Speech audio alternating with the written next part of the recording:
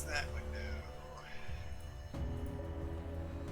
Okay, there are my attributes. My numbers. This here, this there, and that's fine. All my numbers are visible.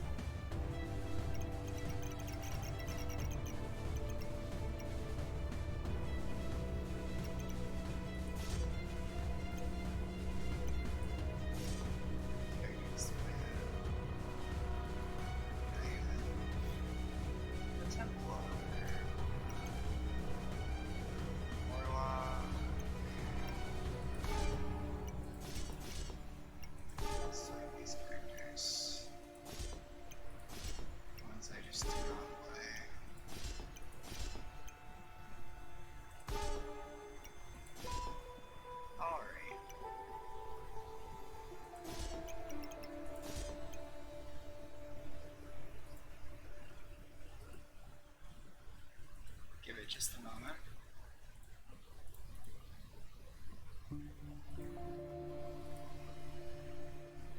Oh, it's internet being fiddly.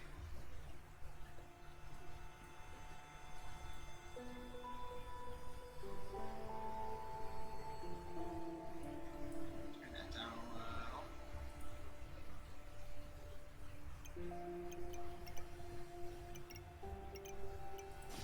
Alright.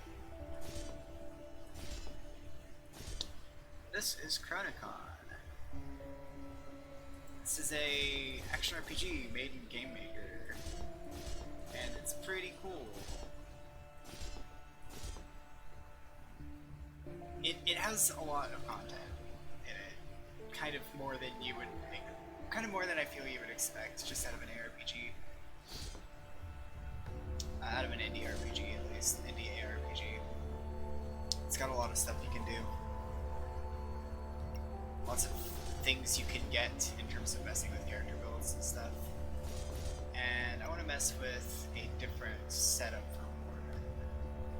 So I guess that's what I'm gonna do.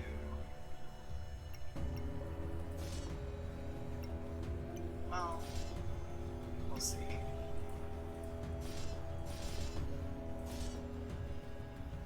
Oh, let's get some lightning. I like lightning.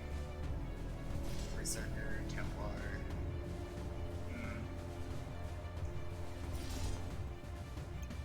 I'll do Warden.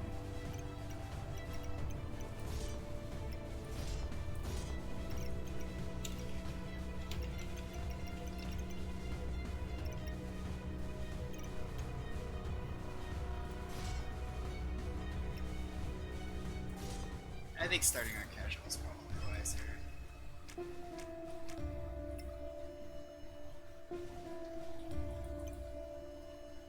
Now, I don't want lightning. Do I want wind?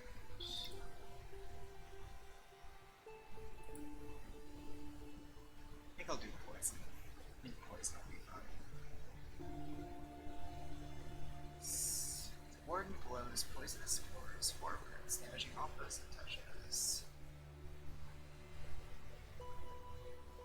This just hits AoE and piercing. Let's do piercing.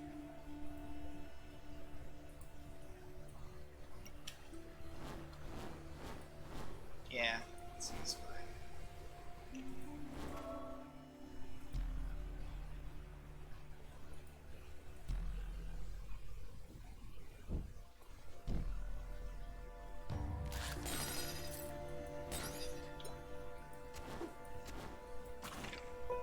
Forgotten everything that there is to this game.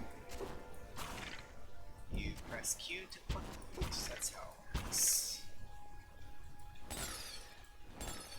don't have to click any buttons that way. You don't have to click any items that way. Just project that circle.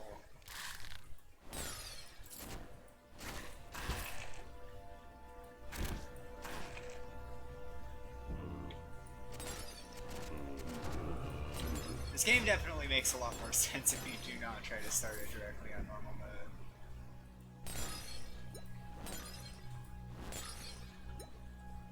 Because I know the way that I played this originally, the way that I played this on all my other characters, and it always has a dreadfully slow start, is by playing on normal mode. And all that crap. Warlock, Warder. What else is here? Templar? Yeah. Okay. At the same time, I kind of wish I was taking more damage. That'd probably be all. This is Claude the Greedy. He always drops the same item, because he is super unique. I kind of label him internally as super unique, just because that's kind of the term that is used in Diablo 2, which is not a game I have any nostalgia for, but I did watch a full playthrough of that.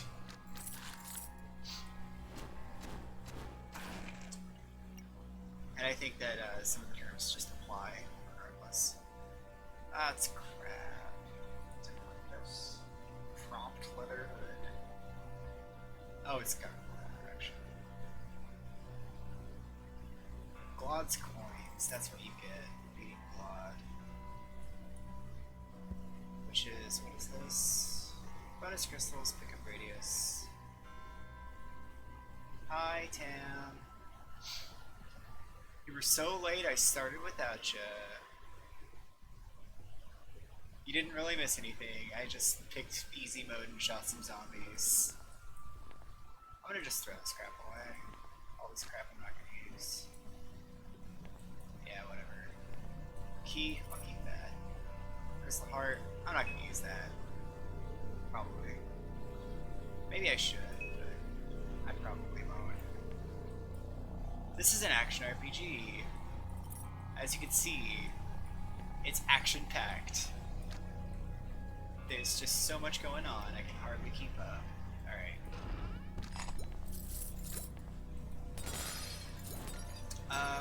All you missed was me shooting some zombies and picking my skill, because one of the things you can do in this game, you have a number of skill trees, and each one has like a plus or 7. 1, 2, 3, 4, 5, 6, 7. 7 pluses, and each of these has a little skill in it that you can choose, and then you can put a point in it, and it gives you the same category of effect. Each skill has like one of the slots, like in Stormcaller here, is like always a buff. So you can get evasion, temporary evasion boost, or a temporary movement speed boost. But either way, they're both buffs. So, and then here it's like a basic attack that costs no MP to use. It just, you know, whatever. It actually restores MP to use these. So that's what I picked. I picked Spore Wind, which is a free skill that just shoots this little piercing projectile. I don't even know if you can see it. It's just like a little puff. The other choice I could have made, which I can make right now, is Poison Arrow. And it shoots a much longer range projectile that's AoE instead. Instead of piercing. I like the piercing. I like to get up close and personal with enemies, and they're not going to do any damage to me right now. I can also get damage reduction, or movement speed. I'll get movement speed, actually, because that seems good. You could probably see it more, so I'll pick these up. I think that's literally the crap I threw away, actually. Yup. You bet. They were just, I don't know. They're just in the lightning category because that's where they are.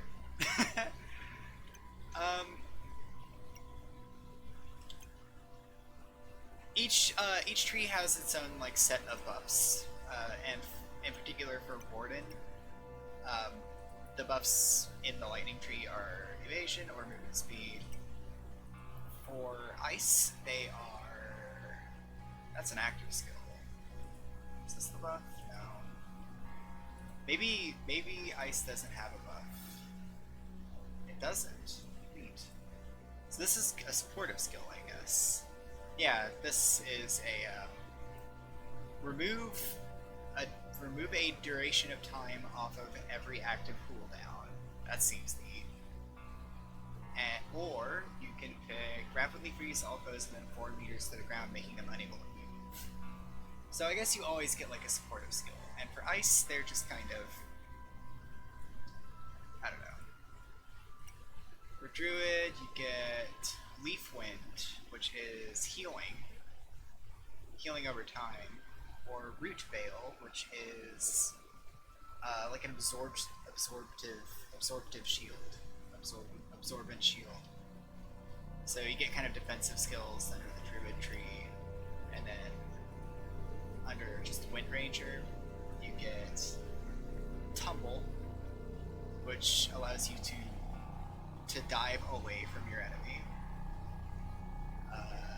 You can dive half the distance towards your enemy instead, which will remove movement hindering effects. Or rather, you can dive wherever you're aiming.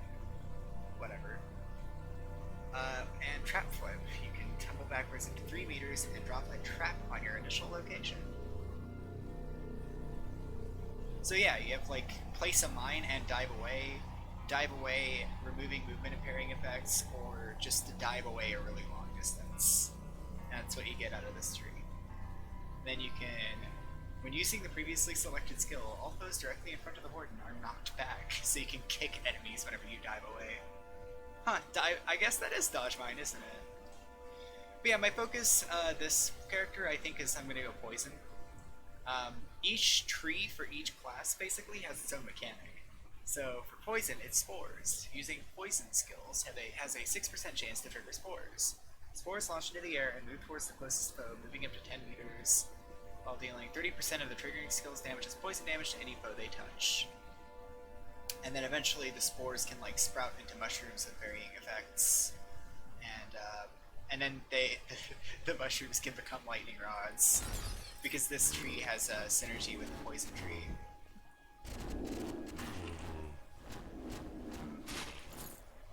I'm gonna kill some zombies. That's what this game's all about.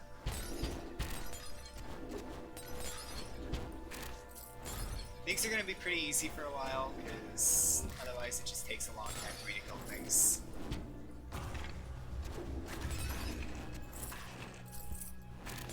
Oh look, giant skeletons. I'm assuming Gargantuan just gives them health.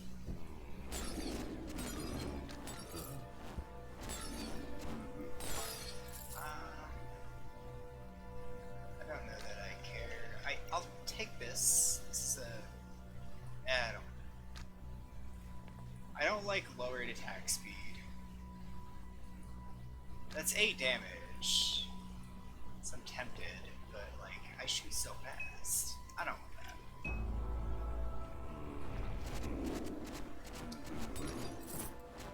Where are you?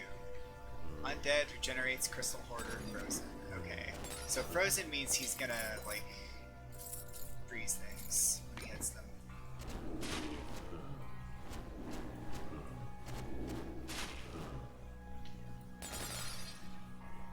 Whenever I press Q, I will automatically remove everything in a radius that I can use. And eventually I'm going to apply a filter so that I just ignore common equipment and stuff. It's like an auto loot thing. So don't worry about me missing loot. I don't worry about me missing loot, so... And I'm throwing step away because all of your characters share money. And if I want money, then I'll just play my higher level character, get money that way. I feel as though I should inform you so that you don't get worried that I'm going to miss out on things. Oh no! Vengeful Spirit wants me to help him out. So I go to the guard barracks to kill some zombies.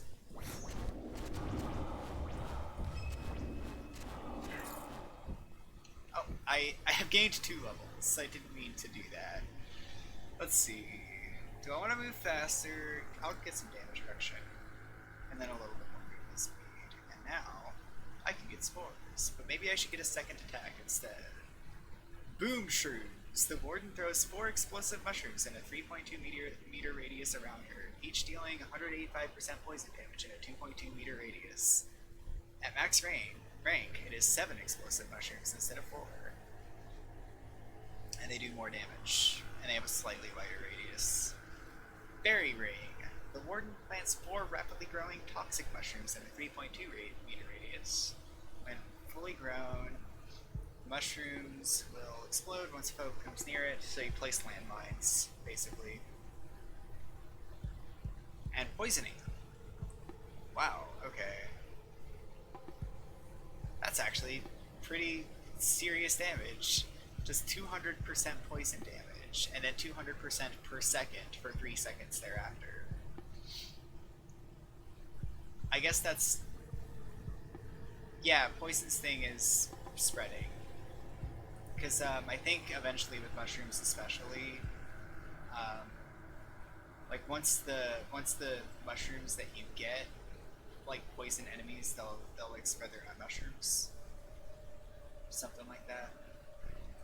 These are active skills though. Hallucinative gas. The Warden rapidly spreads hallucinative gas all around her, instantly dealing poison damage and causing them to become either stunned, slowed, or feared at random.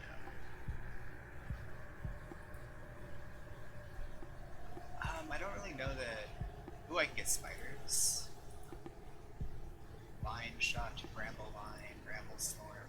I should show off my other character as well as annoying, because my other character is a bit nuts, but at the same time, I don't know how to make my other character any better, and I feel as though what I have going for me on my other character is very tenuous at best. It's a lightning Warden.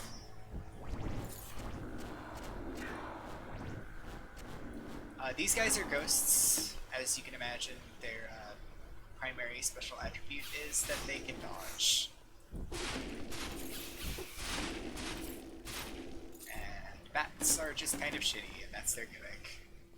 The gimmick of bats is that they suck.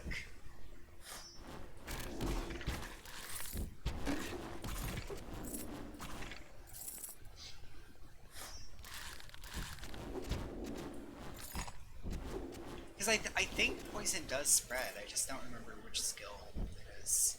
Like the poison status ailment.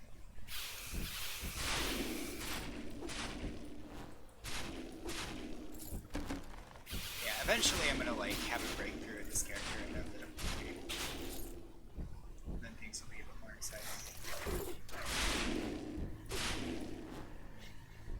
Bats usually have the gimmick of being really annoying.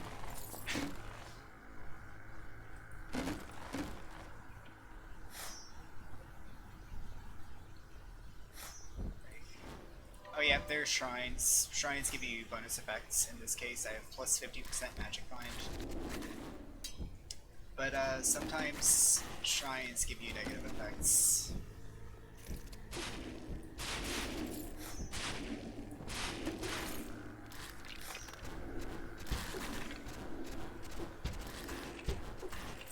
Sometimes you want the negative effects though, like it's not just, hey, eat shit, you took a bunch of damage or whatever. Ooh, arrows. I want those. Yeah.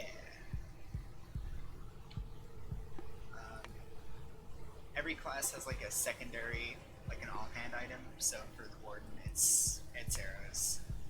Because Wardens always use bows. God, that is plus 34 damage. That's a lot of damage. It just makes me attack so slow. Throw this out. What's this? I'll keep it. It makes me so slow. Oh. Let's kill these guys. Skeletons. This game doesn't really have a plot. It kind of embraces the nonsense of just being an ARPG, I feel like.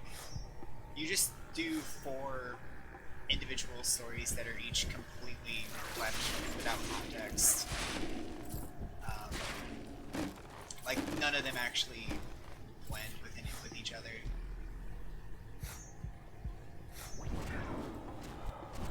Shouldn't have fought these ghosts. Okay. Well, now we can get an active skill. So, let's get... what was this again?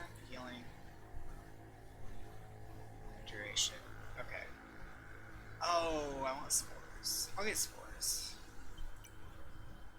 Yeah. That's gonna be our next 3 skill points, unfortunately. So now every time I use a poison skill on an enemy, it has a 6% chance of doing its thing and spreading spores around to other enemies.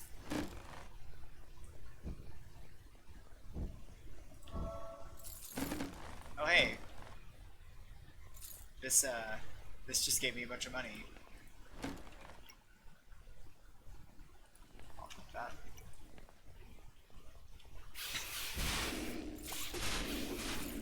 I'll tell you, this game is janky in a bunch of really choice ways.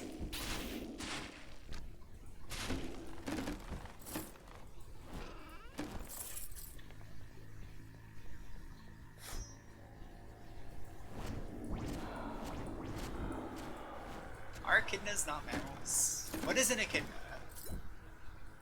Why would an echidna not be a mammal? I'm curious. What's her face?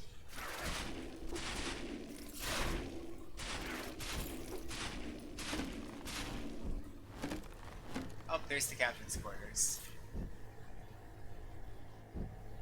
That's where I need to be.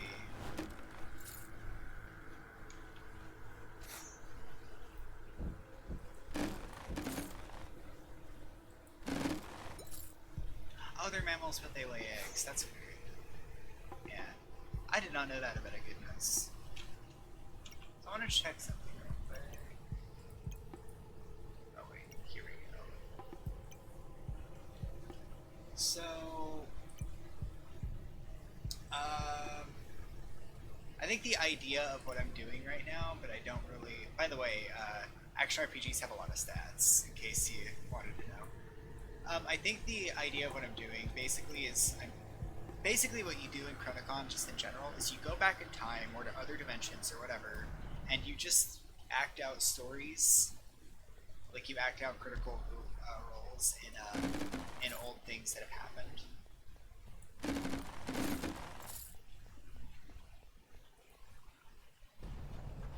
Intruder. Oh no, it's Captain Moore. Oh no, I'm in a wall.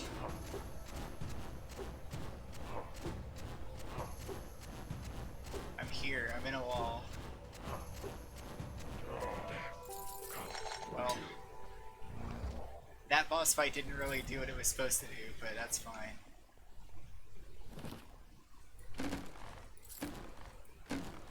I feel like I got stuck in the wall, but I'm not really sure what happened there. I think the game just locked my W button, so I just couldn't move.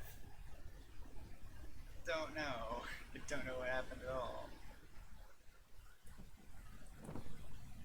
I did win. Scroll of Bone Storm. I think I'm gonna keep that. Because that might be useful later.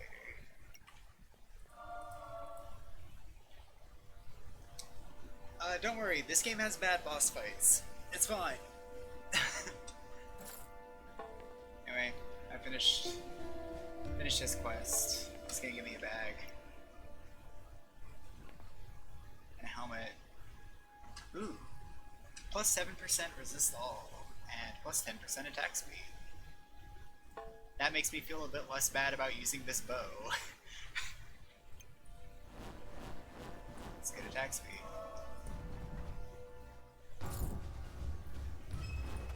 This guy... Our mindless bodies still walk the servant dormitory where we were trapped and killed by the deranged priestess and those touched by her corruption. Destroy our bodies. So yeah, that guy just wanted me to get like revenge. The old guy wanted me to get revenge. And this guy wants me to destroy their bodies so that they can finally rest in peace. I cannot go to the special chamber. There's some very annoying ghosts here. So this is an elixir of fumes. This game has special potions. So the elixir of fumes will just make me drop poisonous gas clouds every once in a while. And This will harm enemies. As you can see, that zombie just died. This would be much more useful if I weren't a ranged character. But, I think it's really neat. It's a thing that I think more ARPGs should do, and I think the developer said something about eventually making potions a little more relevant late game. As it is, potions are just kind of a cute thing that you can use early game.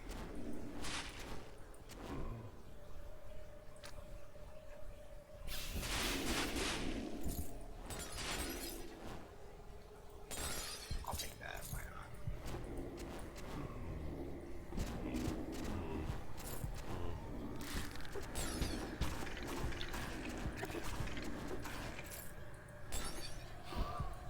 Scrolls are actually something that you can use late game, and it's one of the reasons why I'm actually hanging on to scrolls instead of just using them, because there's a recipe that I can use late game to eventually convert a scroll into a tome, which basically just makes it infinitely reusable.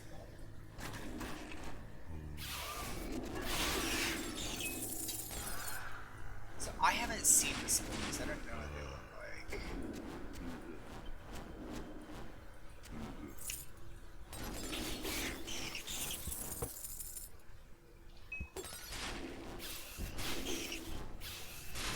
Oh, they're vampiric bats. These bats actually will drain health from me.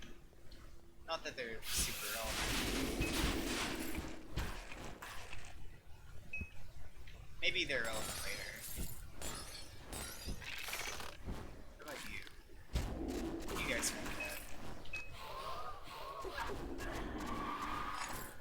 I think I got a short bow.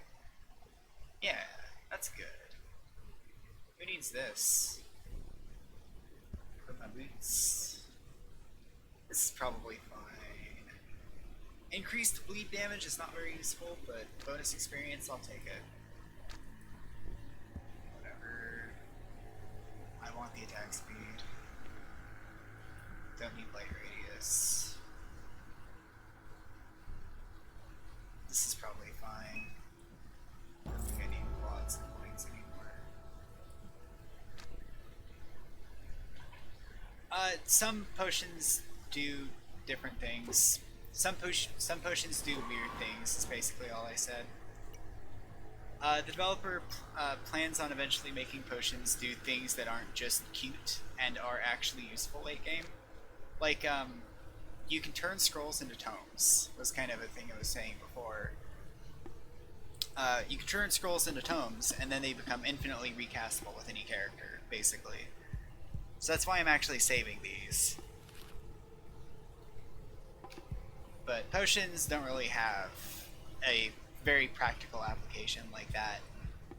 The developer's working on that at some point. Sure.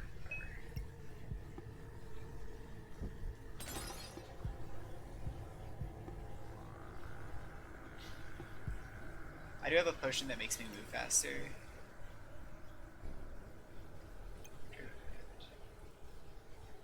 Let's try boom shrooms. Yeah, you can just have however many. I think you have to assign them to these slots down here, though. Otherwise, like, you can't move and then use an item in your inventory. Boom shrooms. Holy shit! I just explode. This is boom shrooms. That's kind of a long cooldown, but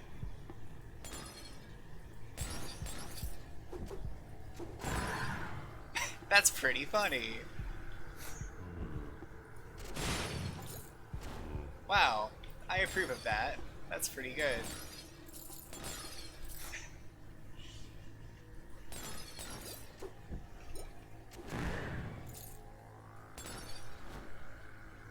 Yeah, now we're getting to the point of the game where there's gameplay.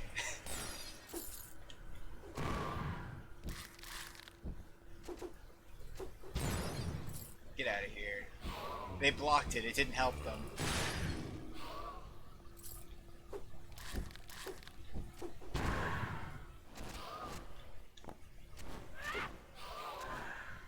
poison enough? It does do poison damage. Is it thematically poison? That remains to be seen. So the other thing I can do is I can actually swap this for Fairy Ring like right now, and then I can plant them. And then it takes a while for them to actually grow.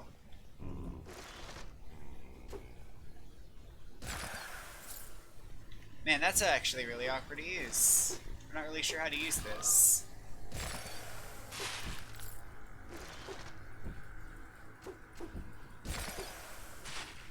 It's like I place them as mines over there or whatever, and then I just shoot, and then they explode.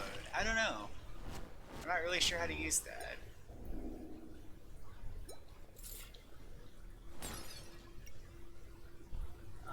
Let's fiddle. And then hallucinative gas, which is just damage over time. Crowd control effect. Let's upgrade that.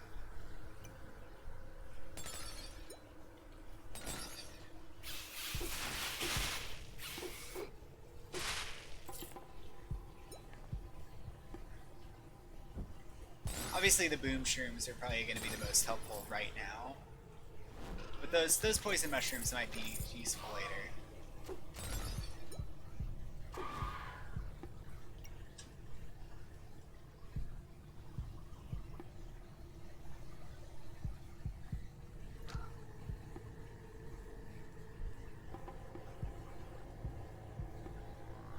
This is crit damage. Health on hit. Bleed damage bonus experience. I don't want that any. Oh wait, I do want that. I thought I had a. Oh. Oh, that's slower, right? Yeah, I don't want that. This is Elixir of the Steadfast. It is gives you immunity to knockback and pull effects for 90 seconds. I'll just drink that right now, whatever.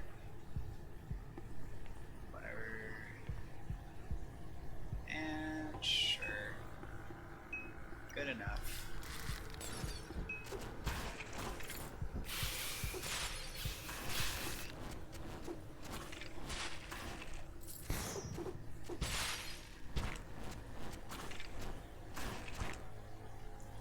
Does that actually do damage over time? I actually don't think it does. This? Yeah, just instant poison damage, that's all it does. Okay, so that's just crowd control. Boom shrooms it is. Definitely the most practical skill I've got right now.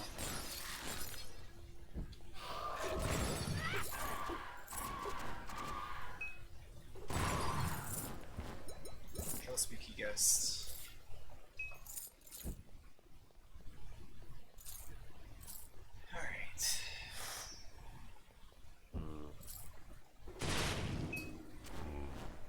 God, that is a really good skill.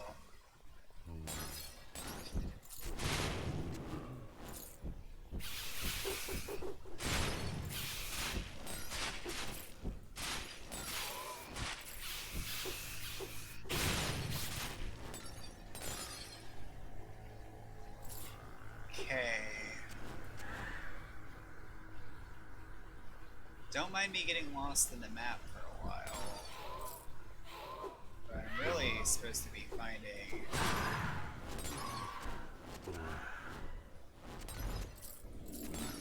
the trapped refugees.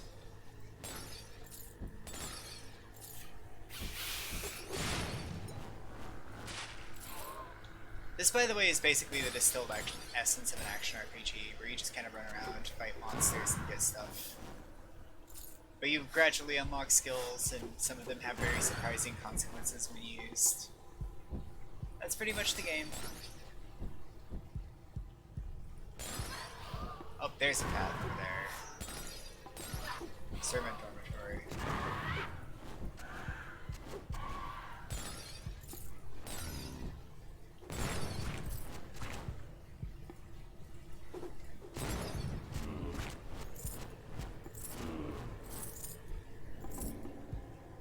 Oh, those guys are leaving behind like poison clouds on the ground.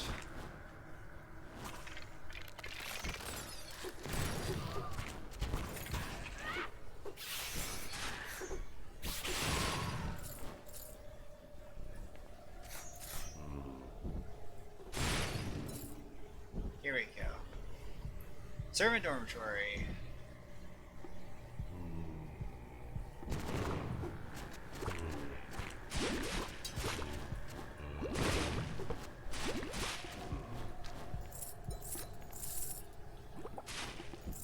Those guys actually left behind little slimes whenever slain was their bonus effect. Whatever.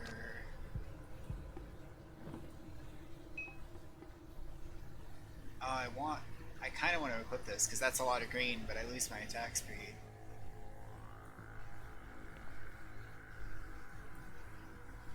I really like my attack speed. I cannot give up attack speed. I'm just gonna throw away every single head item I have. Because it all involves forfeiting attack speed. Key. That's armor.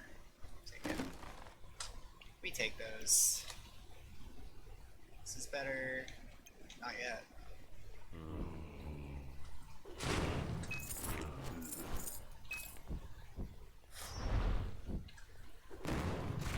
Hey.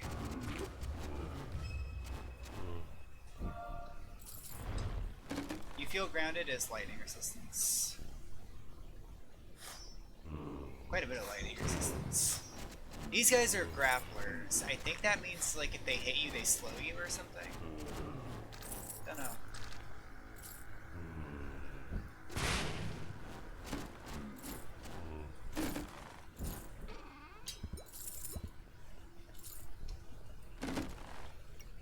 What do we got? Get some boots. Crappy weapon, crappy armor, crappy bow, crappy bow, crappy hood.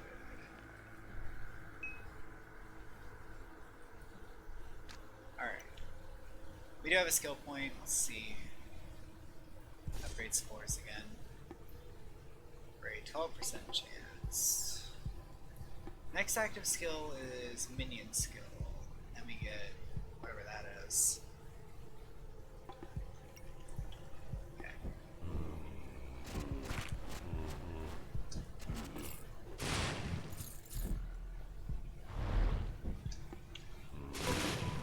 And there we go.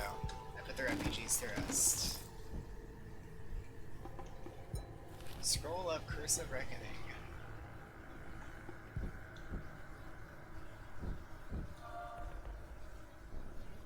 So go down to dormitory storage, and there's treasure here. Anytime I play through this game on normal mode, straight away, this guy takes like 1,000,000 years to kill.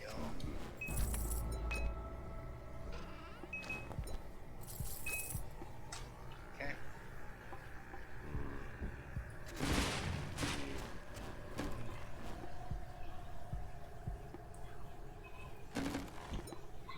It's really not that much in the way of music in this game. I know I've been slowed.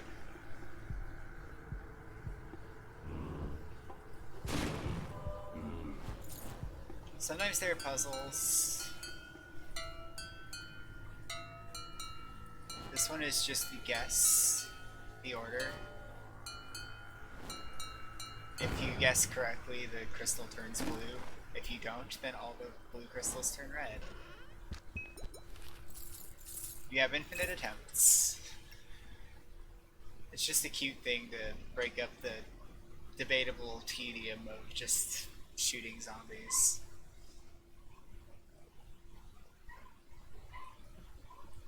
Whatever. That's an arrow. Smite foes hit for 28% holy damage instantly. That seems good.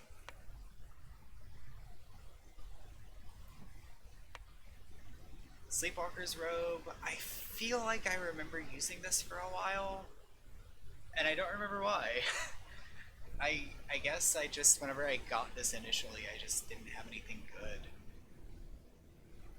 5% chance to release a Frost Nova when hit. That's probably good if you're a melee character. And plus 11% frost damage is probably good if you deal frost damage. this is better. I don't need that. I don't need that.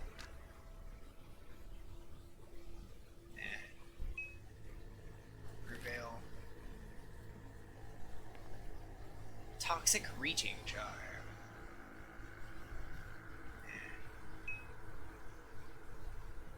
See, this longbow has at least 22 damage. It's got... Oh, hey, check this out. 15% chance on hit to cause chain lightning. I can be a lightning poison Warden.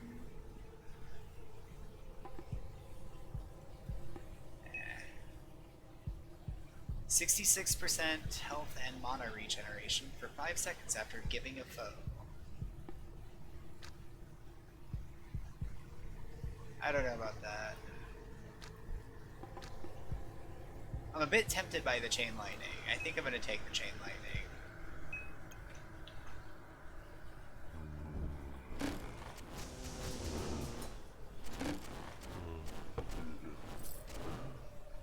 See, I love that this game adds chain lightning as an attribute you can just get on items.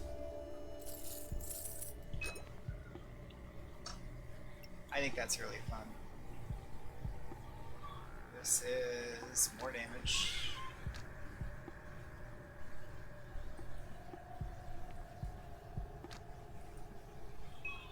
Elixir of Invisibility turns you invisible for 15 seconds.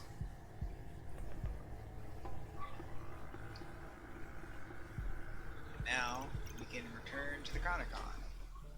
So you can kind of see what the hub looks like, just for fun, just as a change of pace. You do eventually unlock more NPCs as you go through, and once you unlock an NPC, they'll be available for all of your future characters. So normally I think you only have Sarek, and it takes you a little while to get anyone else. You can get like an enchanter. So I can go, hey, take this chain lightning charm, and I can augment the chain lightning effect to increase it to, I think, up to a 25 to 35%. Hang on. If I augment this, I have plenty of currency for this. Okay, that just increases the damage. There. 15% chance on hit to cause chain lightning for 60% lightning damage. And then this is pickup strength, and it's a minor modifier, so it can be any of those modifiers on the right side.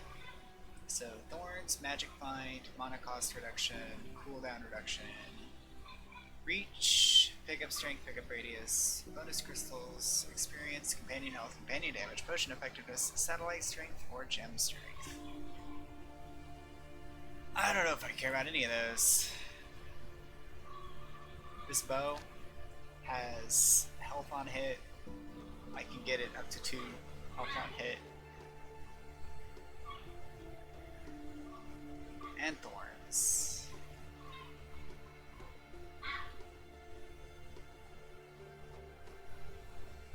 So if I roll that health, let's scramble.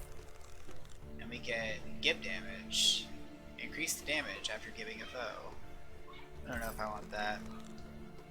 Leech. Hellfire, there we go. 15% chance on critical hit to summon Hellfire over your foe. Dealing up to 43% ethereal damage per strike. Deals direct damage but may not crit. That's plenty of damage, I don't think I need to augment that. And cooldown reduction. I like cooldown reduction. We'll augment this just so it doesn't reset. It's not like I'm going to be keeping these weapons for very long, I feel, but, you know. Actually, I might keep this for a while, so where's the attack speed? There it is. It's already at its max roll. Yeah. But yeah, this is stuff you can do with your things. And transmutation, this is what I was talking about earlier. And what are the recipes? Yeah, create spell codex. You can get like the spell book. You can get an empty spell book, and then you like spend a bunch of crowns and this copies of the same spell scroll. Set item conversion. This is all stuff that doesn't really matter if you're low level. And Tarot is the gambler. Not level 10, so he can't get a ring yet. Or an amulet. Let's buy a random arrow. Let's buy a few. It's attack speed and reach. Physical damage. Overpower. I think this is the one I want the most. And I can sell the rest back. But yeah, this is stuff you can do in town. And then if you need to check your build out, shoot some dummies. There's my Hellfire.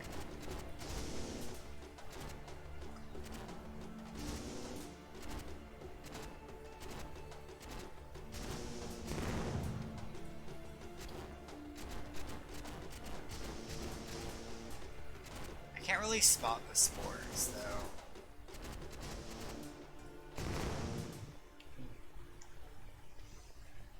And then this portal, don't worry about that.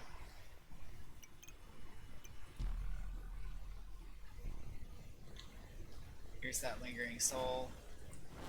Fastest to free their brethren.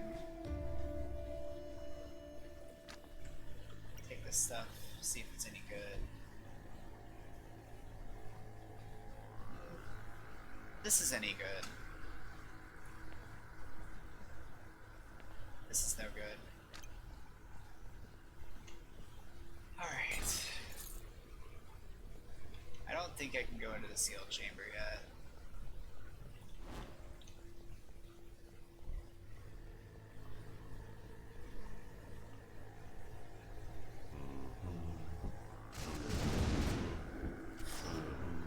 See, now I'm already to the point of like summoning meteor showers on enemies' heads.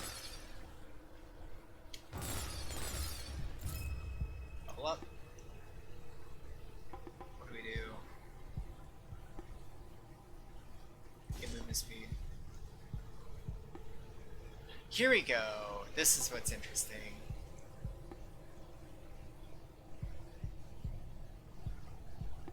You get pods as well. So you get two mechanics really with Warden, with Druid. You get pods. Poison skills all carry pods, which start to go on any foe hits. The pods deal 35% impact damage as poison damage per second for 4 seconds. When dealing damage, the pods have a 5% chance to burst, dealing their damage in a 4.2 meter radius. So when you hit an enemy, they'll start taking damage over time, and then every time thereafter you hit them, they have a 5% chance of doing the damage over time again to themselves and everyone around them. Bloom. Pods become more potent and may bloom, having a 3% chance when dealing damage to restore 3% of the Warden and her allies' health or mana, whichever is lower. So they can heal you. Dogs are barking. And Gift of Gaia. Bloom has a 3% chance to spawn a help or mana pickup on trigger. So whenever it heals you, it actually has a chance to give you health pickups, which will give you even more health.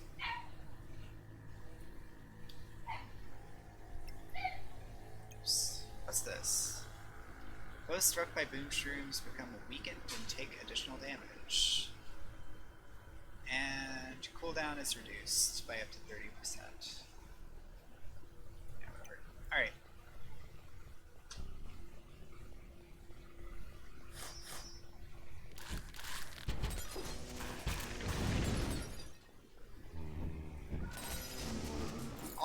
All that stuff is basically passive, so you don't have to worry about really following what it does a huge amount. It's pretty simple fundamentally. It's just shoot the stuff that you're shooting and you do more damage.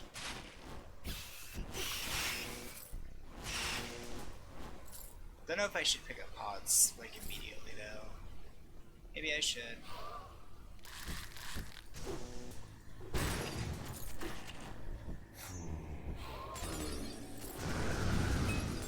Gore Feast the Retaliator.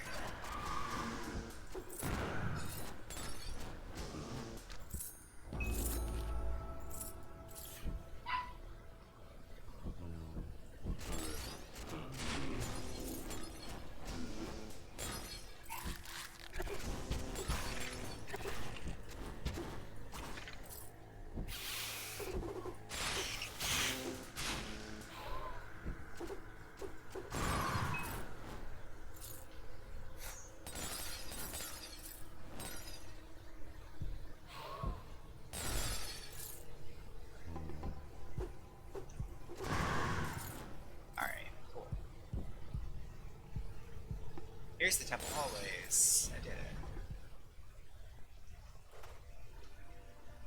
Lost my spectacles. I can't see very well. Are you a temple student? I lost them in the Hall of Learning, and then there was an awful lot of shouting and pushing around, and I somehow ended up here. These kids always making such a fuss. If you have time, could you look for my spectacles in the Hall of Learning? Just gotta find her some glasses. And that's movement speed.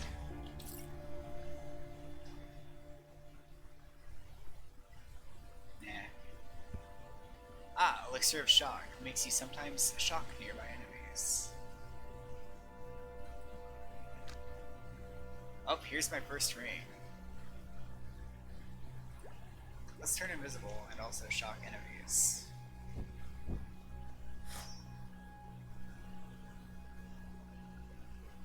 No?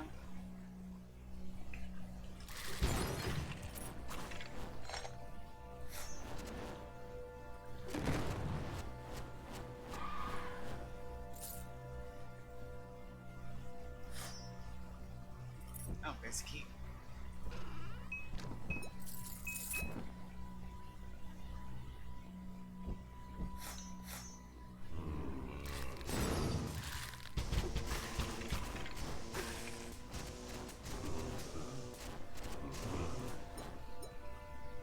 There's something of a morbid joke here with the late scenes.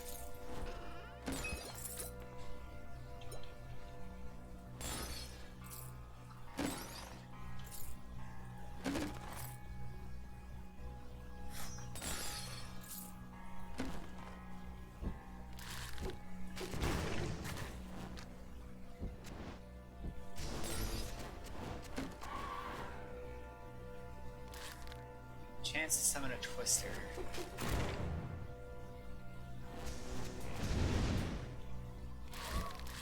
I played with the Twister before. I don't know if I really enjoyed it. Because if I remember right, it's a little directionless. It just kind of wanders around and does damage to things that it touches.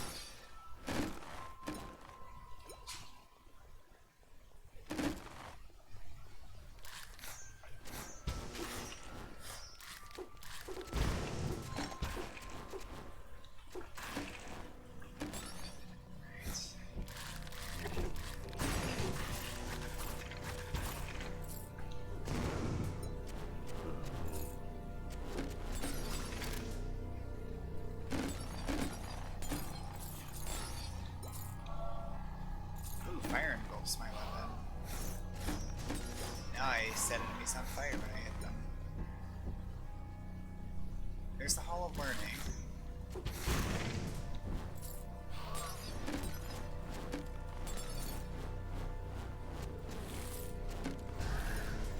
Ah, there we go.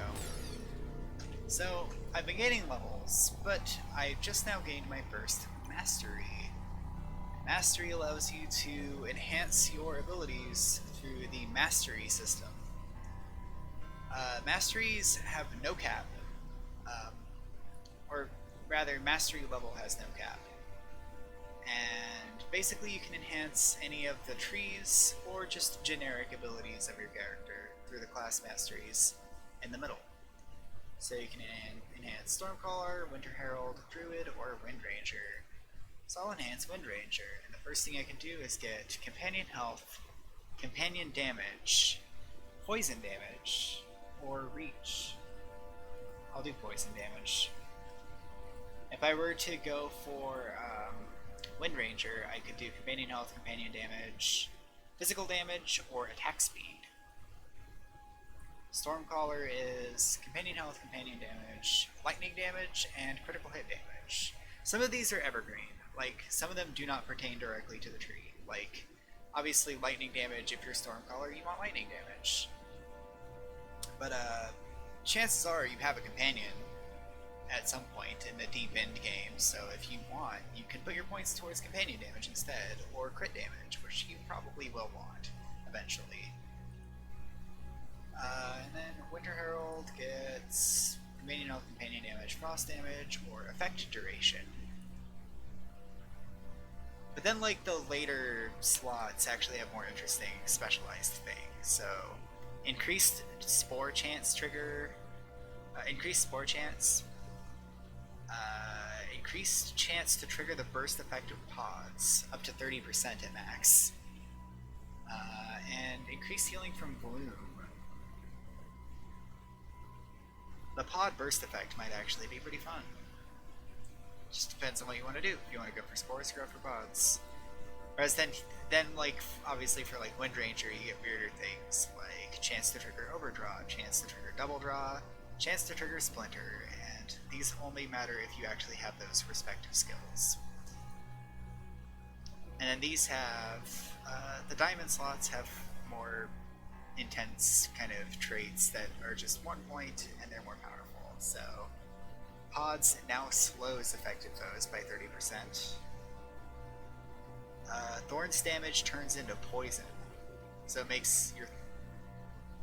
I guess if you're a tanky Warden, you can take hits on purpose and do poison damage that way, which I guess by consequence can trigger pods and spores and stuff, so that might be interesting, depending on what you're trying to do.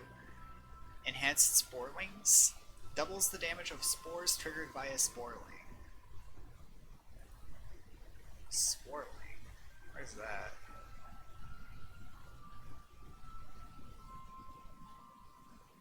Oh, maybe it's a skill. Inactive. Toxic spores. Spiderlings, spiders. Ah, there we go, Sporeling. The previously selected skill has a chance to trigger the spores passive, so you can get spiders that create spores, and then you can increase the chance of those actually triggering their effect. So this is more if you want your companions to be spreading the poison. That one sounds good. So you get all kinds of fun stuff. Health regen. So this is something that, again, is useful no matter what your points are in. Increased healing from all sources, same. Lifelink heals the Warden and her companions by 1% of the damage dealt by her spider and spiderlings. Fun. Spore Blood, plus 20% chance to trigger Sporeling.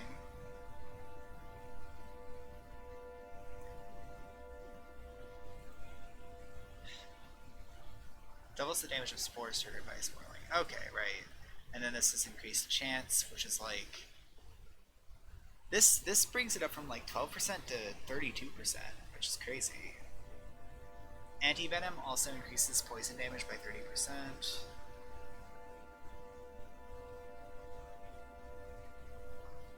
When Root Veil breaks, it applies Leaf Wind to the Warden. So yeah, after your armor breaks, you get health regen. That sounds great. What was Anti-Venom? Here it is. Will now produce a powerful Anti-Venom aura, making the Warden and her allies immune to poison damage over time effects, as well as increasing poison resistance. And then also you can make that increase your poison damage, which sounds great. So with Druid, you definitely want to be running Spiderlings.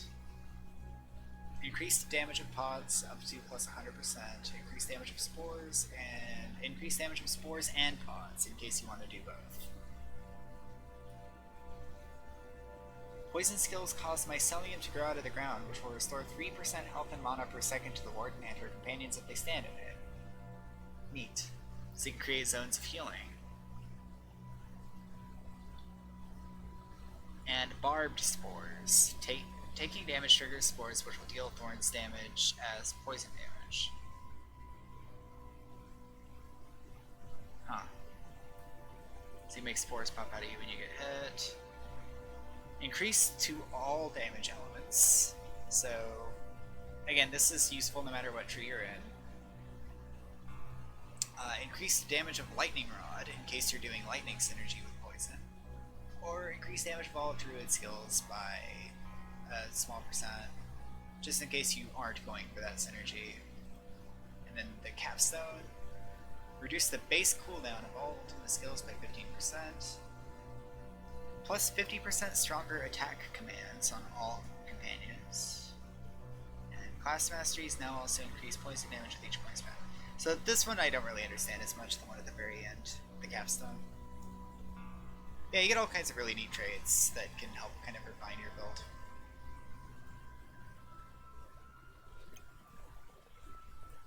And you will eventually be gaining nothing but mastery levels, because you'll hit the regular level cap.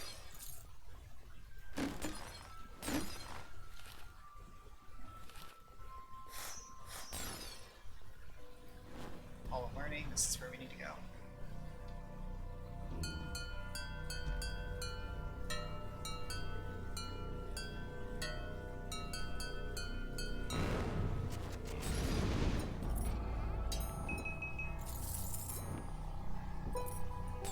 Up there, the specters. That was easy.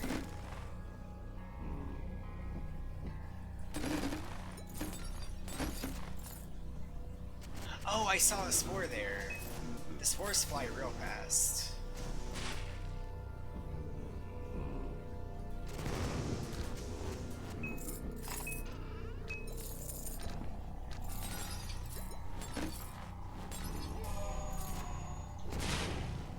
My blood boils.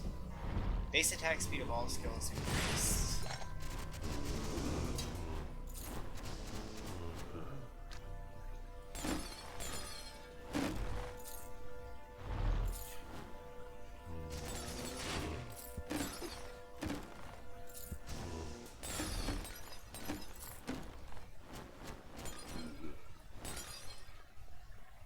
I think I might have to go back. I mean, I'll just see if there's anything here I want.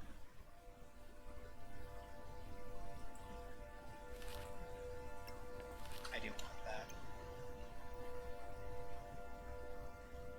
Meh. Drink the elixir.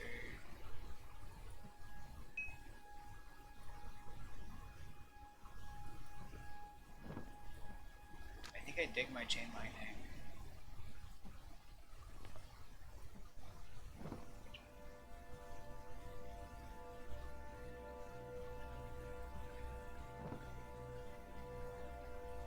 I really like the shock effect.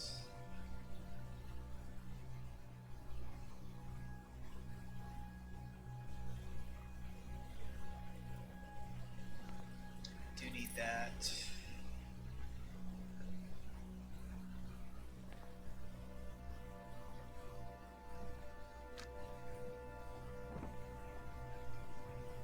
So satellite damage, whatever. Okay. I don't want that. Increased damage to arachnids. The most practical bonus.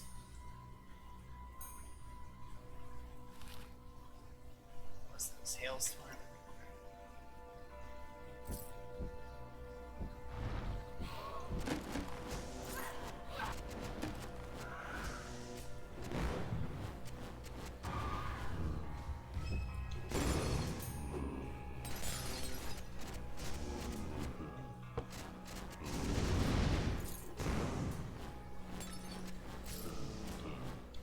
Sometimes you throw mushrooms, they explode and cause lightning to chain between all of your foes.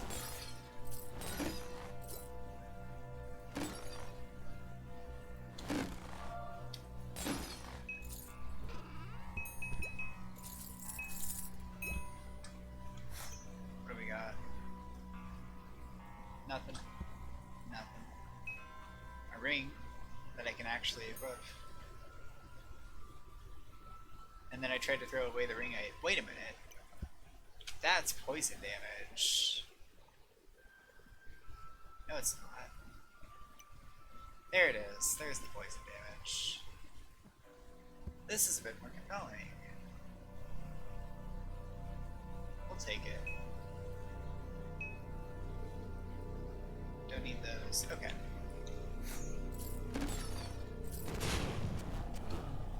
This is the kind of thing, by the way, that does drive me insane about action RPGs. It's just constantly shuffling out equipment. So eventually I give up on doing that, and it works out, usually.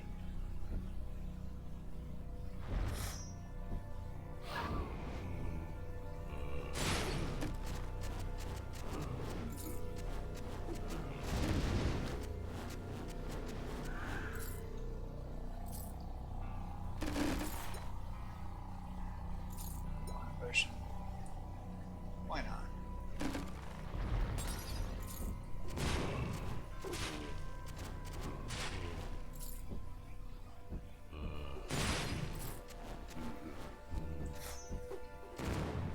Gut the shifter.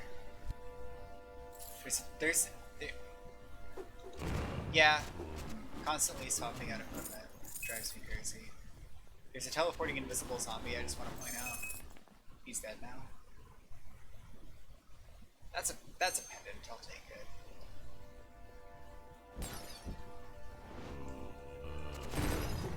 I like whenever you get to the late game and you can just kind of really prioritize just a couple of items, or like leveling up items, like leveling up your favorite items or something. Which is kind of how this game's late game goes. You don't really swap out equipment later on, because you can enchant it just endlessly.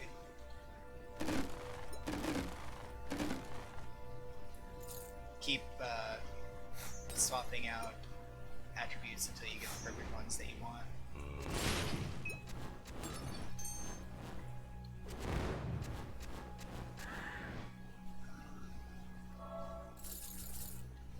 Which is, I'll take those.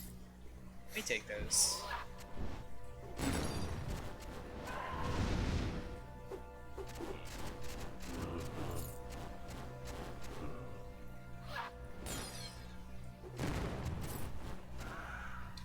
Maybe I should show off my my lightning warden, just so you can kind of see where I did get eventually. But like my lightning, part of the problem with my lightning warden is that I don't even attack.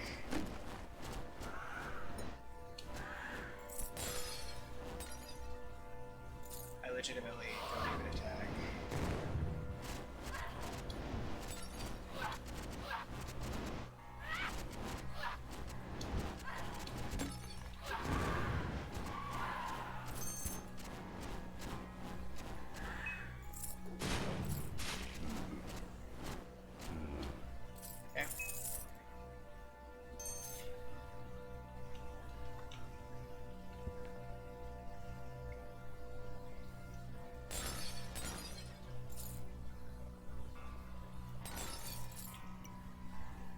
Fortunately, you don't really have to change your movement a lot.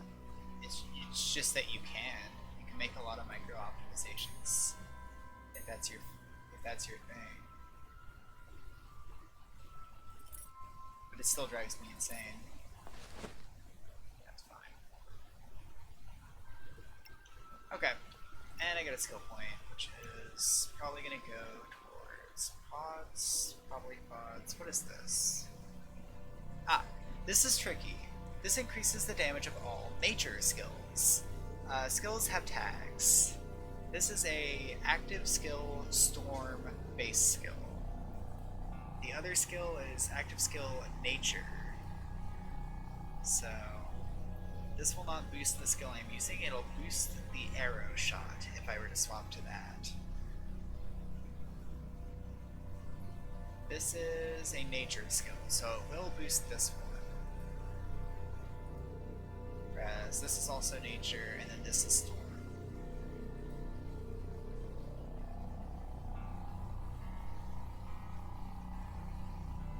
Dazed, cooldown reduction.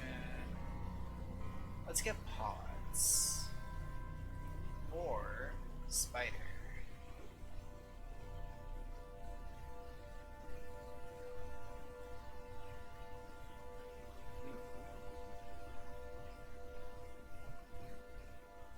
Okay, I think we're gonna get spiderlings. Because the spiderlings, they just do damage. Same as the regular spider. The spider does more damage. The spiderlings, however, if I activate them, one of them will explode, releasing spores. And I can get up to 4, whereas here I only get 1. This adds up to the same amount of damage in total. But I can get spores. I don't know. We'll just see how that goes.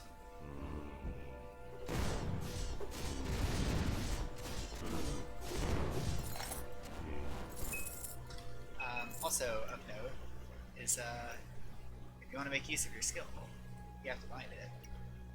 And there we go, now I got spiderlings. Go get them.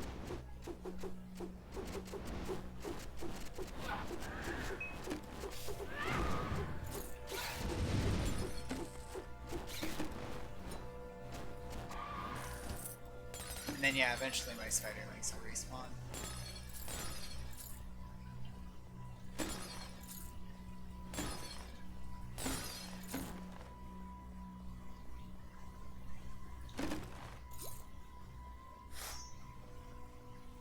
You can enable like health bars for companions. I do not have those enabled, but it's not super important. If a companion dies, they just respawn pretty shortly. Let's mess with some things. So that.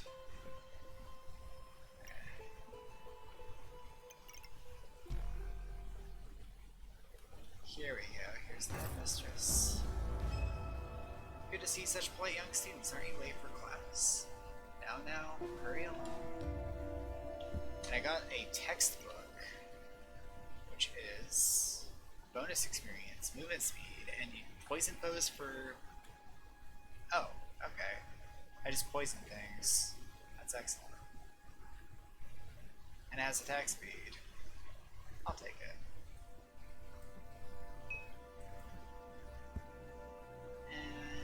Chance to root and immobilize attacker when hit.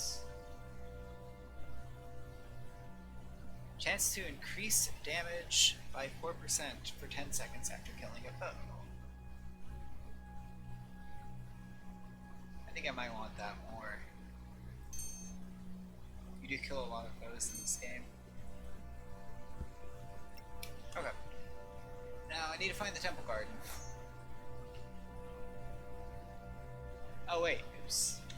Hang on, where am I? Okay. I am where I'm supposed to be. I was worried that I wasn't. This whole place looks a little samey.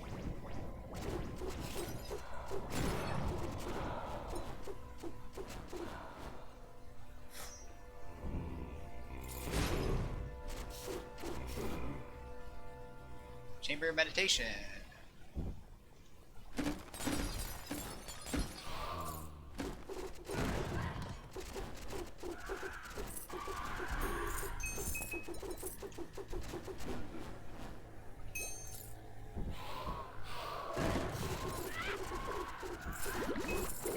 God, I'm surrounded.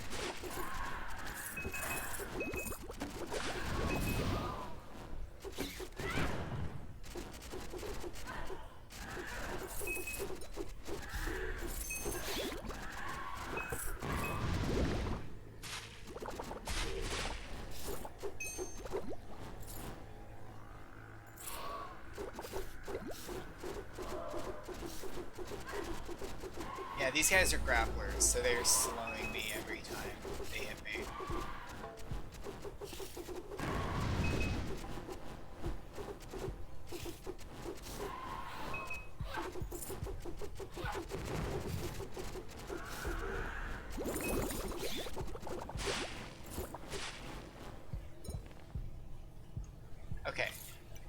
gonna do something real quick. I'm gonna swap my mushrooms out. And that'll kill my spiders. But I think the mushrooms will be better. Oh yeah, that's way better. Okay, I cannot pick anything up. Alright, time to throw out some crap. Let's throw out some crap over here. Got an arrow, which is not better enough. Nah. No. Nope.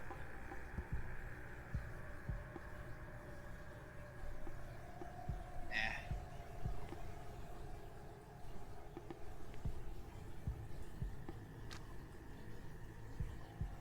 What is this? I don't stress this, whatever.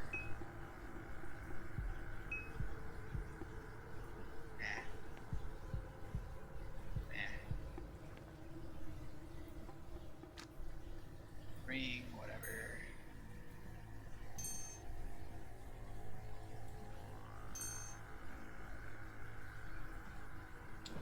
Okay, so I think I might be to the point now. Ooh, here we go. A unique ring. That's new. Also, I can throw out my old potions.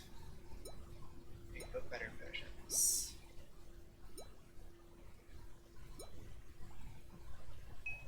Here's our first unique, which is just Union. It's a set item. So this is plus 20% companion health as the unique attribute that this item has. And plus 10% attack speed. That's X. I'm gonna put this. And also, if I find the other piece of this set, which is an amulet, I can get plus 30% companion health and companion damage on top of whatever bonus the amulet itself gives. So that's pretty nice to actually have a unique. We're gonna keep leveling up spiderlings. This perfectly round, like this perfectly square group of items here. See if anything here is good. Not good enough. That is attack speed. That does have attack speed. But I don't know. I don't want it. Nah. Nope. Okay. Right, so this is another little mini game. You have to basically quickly react to the crystal that's red and click on it without clicking the wrong one. Bang. And once you get 10 in a row, you get treasure. Including the Fright Cap, which is another unique helmet, another unique item. 11% chance to cause attackers to run away in fear when struck. So if something attacks me, I have a chance to make it run away. I don't know if I want to use that right now. The crystal thing is really silly. Like all the little mini games and stuff are silly if you ever think about them. This video game is a video game, basically. Any attack that brings you below 30% maximum health causes a series of explosions. I mean, that sounds funny. I'm not going to use it, though. All your attacks, burn foes, fuse. Yeah. I'll keep that helmet. I keep unique items.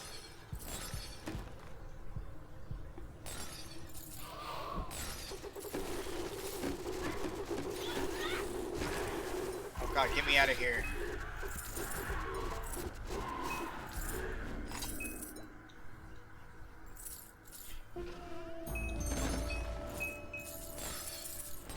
So you can find you can find troves as well.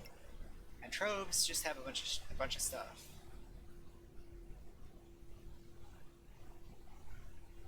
I might want this. This brings back my chance of Hellfire. I think I'll take it. Get to keep my chance of Hellfire. Thorn Ring gives plus 69 thorns, so an enemy that attacks me will take 69 damage. That's the unique thing about that ring. It just has thorns on it. It's not great. I don't want that. Nope. Maybe I should take the helm. Maybe I should take the helm. I lose resist all though. 7% resist all is like a decent amount of resist all. That's also resist all.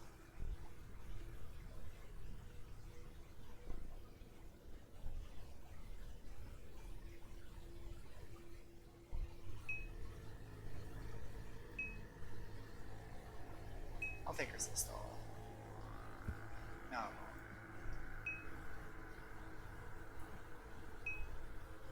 Keep the thorn ring.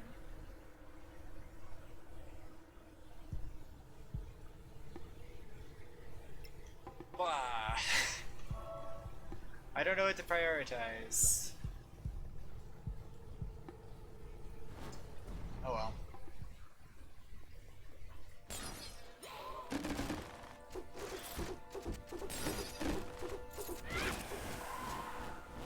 Logic dictates I should be prioritizing survivability. Because I don't especially have that right now.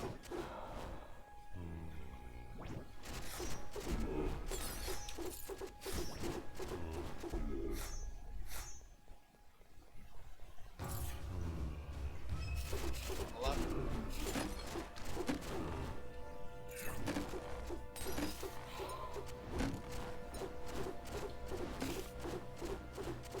I think Stone Skin, that's what that guy had. Stone Skin is like, you take less physical damage.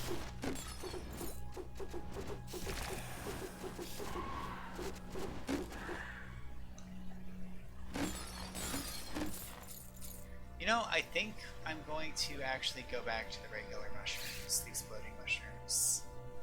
I'll upgrade the spider wings.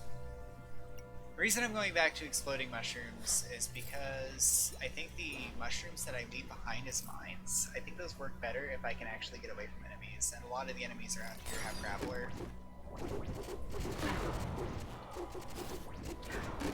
So if I'm like stuck in the thick of it, I can't like lay the mines and then let enemies die over time. I just have to let the mushrooms grow and then let the enemies slowly die.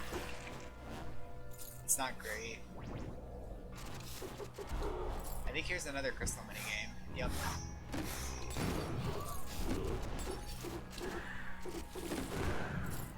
This one I don't understand. I don't know how to solve this. I'm not very good at it. It's a puzzle. Basically, whenever you click the buttons, it shuffles the rows. And like, I can always get I can always get 1 or 2 rows. I can never get all 3.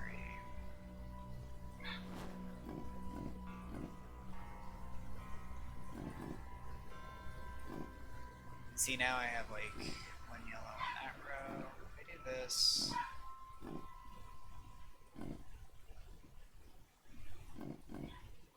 That doesn't help. But basically, it works the exact way that you would think. Where you have to swap. You have to make it so that they all line up, so that you have 3 rows of 3 of a kind. And I don't know how to do it. I've only ever solved this like once on accident.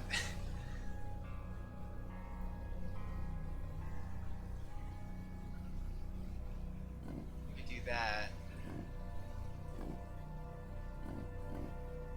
Wait. I've achieved nothing.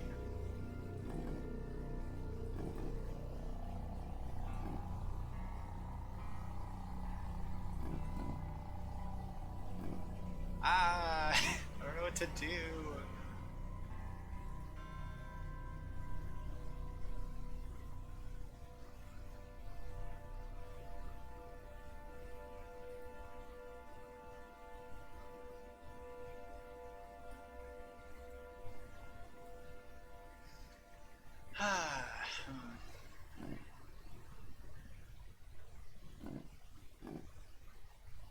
See, the thing I'm doing... I did it. The thing I'm doing is I very slowly make a few moves, and then I quickly make a couple of other moves as if to trick it. As if that works, but it doesn't work. Nah. Refreshing Druid boots. Escapists. I like these. Chance to increase movement speed when hit. And increase movement speed. We're actually getting like some uniques, so that's actually good. I don't want that. Okay. So what we're gonna do...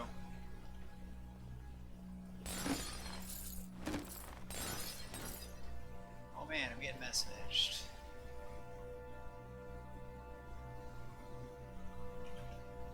Okay. So what we're gonna do is we're gonna get out of here by opening a town portal.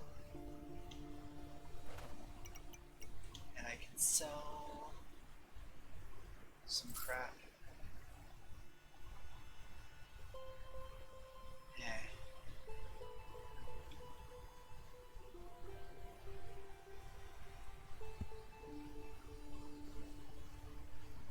I don't really want thorns, and there's not really any use for uniques later. I will equip the escapists. Oh, I'm too low level. Can't equip the escapists. Anyway, I wanted to go to Mustache, because I can put scrolls in Mustache.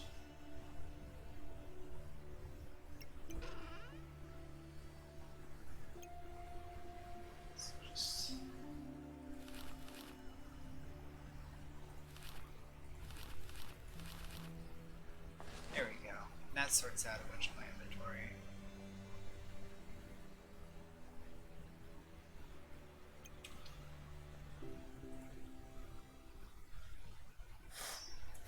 Alright.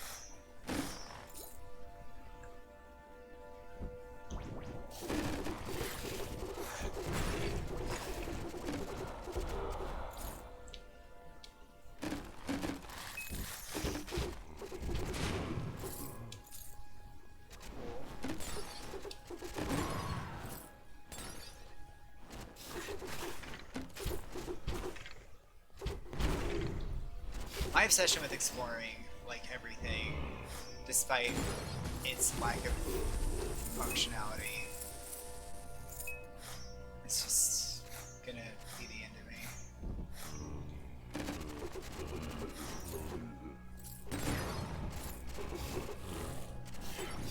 In this game, by the way, you can get kill streaks. I don't know if you've spotted the pop-up, but hitting an enemy is enough to actually refresh the timer for it. And getting kill streaks gets you bonus experience. You're up to 38 kills there, so I got 50 experience. I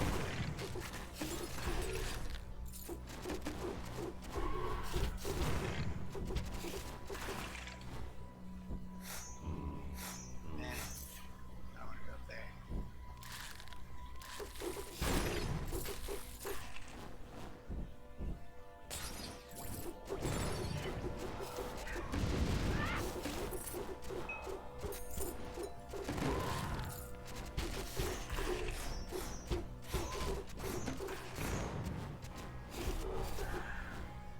I need to find the temple garden. I don't know if the temple hallways are the way to do that.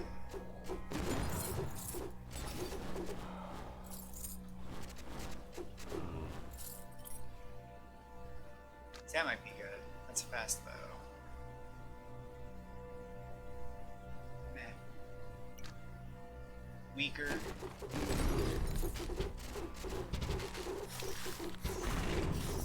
Every way.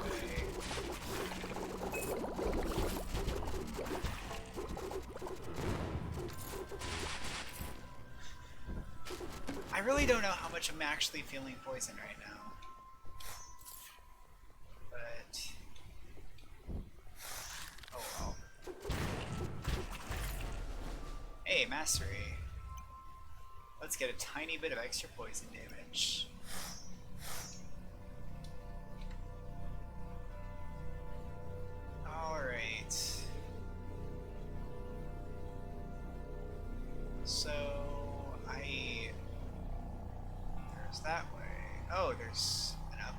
think that might be a shrine.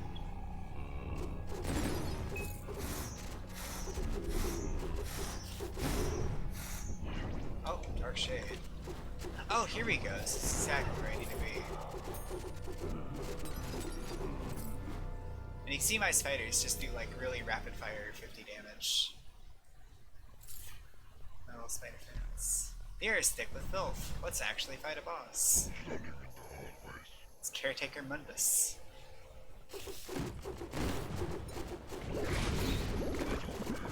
Oh.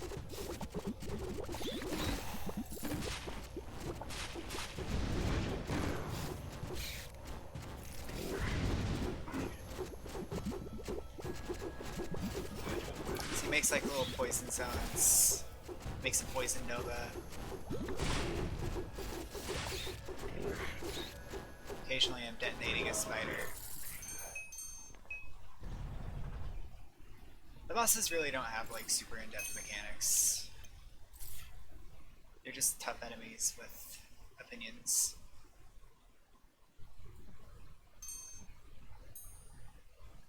Whatever. I'll do that. That's definitely better.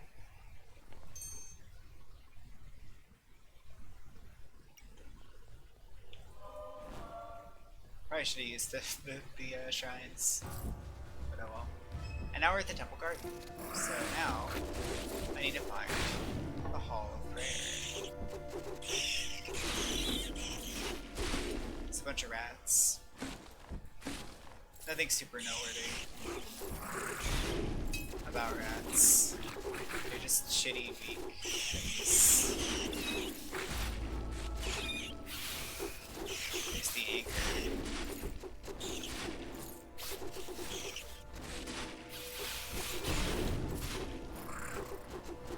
So I've gotten 50 kills, so that's a bloodbath. If I keep getting kills, I'll keep advancing my kill streak in terms of tiers. And higher tiered kill streaks are worth more experience and create really crazy effects. Like that. I just shot a fire nova.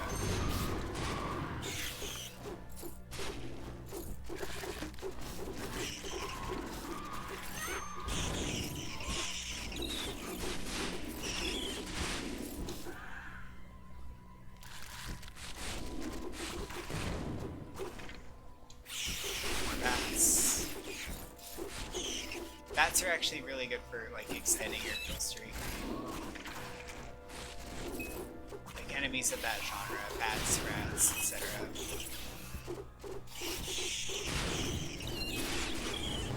Oh, Massacre! Shooting mortars around everywhere. That's what happens when you get to 200.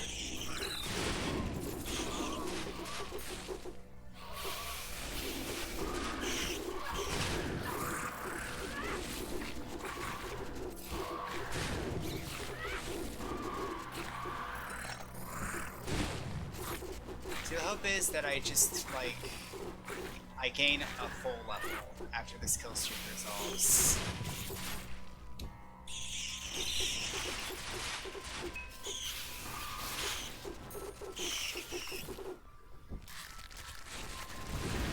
Oh, I'm at 300. Let's see how much we can actually do.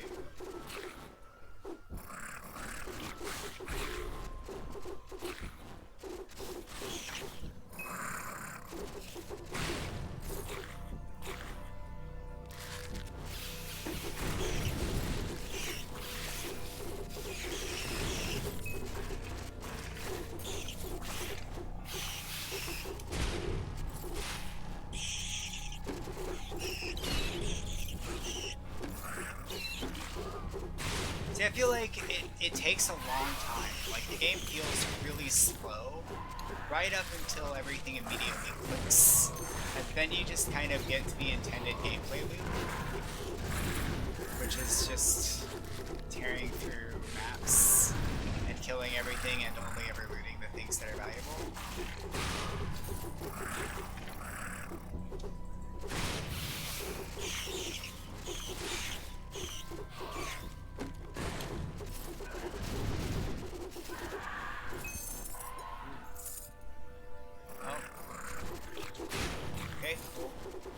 not be able to continue after this. I think we're at the end. Yep.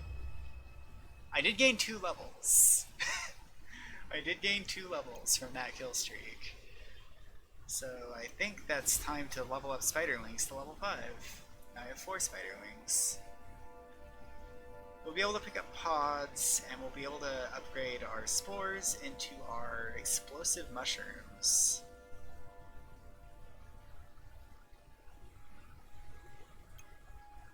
And I ignored basically all the loot that appeared.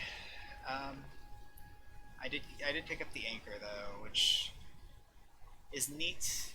It makes you immune to all knockback and pull effects, and gives you 15% lightning resist. This also does the same thing. I don't really lose anything. I lose the poison. Oh, Scroll of Challenge. Let's go to the Rigged Vault. Because yeah, whenever you use the Scroll of Challenge, you get a randomized challenge area.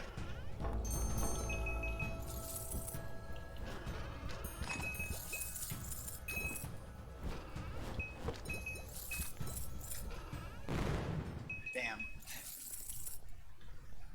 Nice. So this area was a place I've never seen before, so I had to be quiet while I focused on that slightly. It just had a bunch of treasure chests, and static loop. If only I used electricity. Oh, but I did get this. The Kaelus's aim. There we go. Increased physical damage. This is the physical damage unique bow. Unfortunately. Hate Crown has thorns, and is in a set which is a thorns based set. Thorns increased by 25% of damage stat, thorns increased by an additional 50% of damage stat. I'm just gonna abandon all of my old crap. I don't care about that. Drink those. Nah. I'll take that.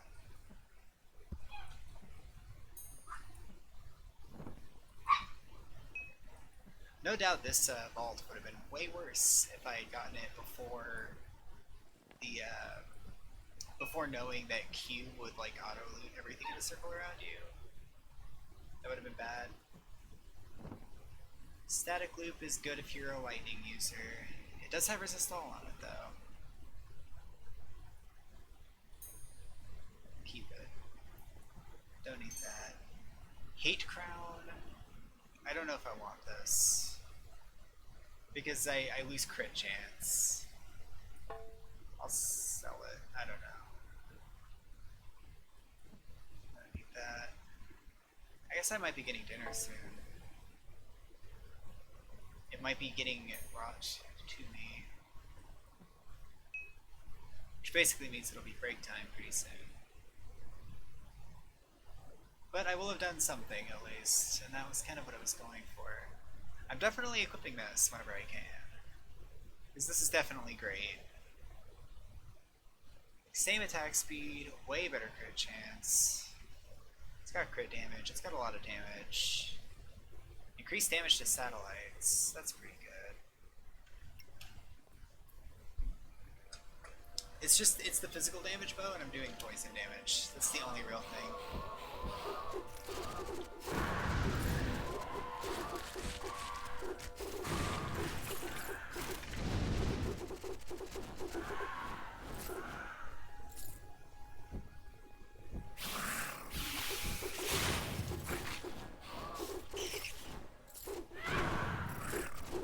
I really don't feel like I'm packing all that much power, to be honest.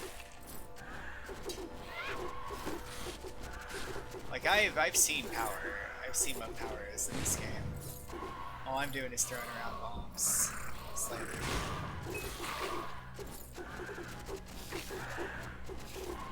I'm making a lot of damage numbers appear. That's the main thing.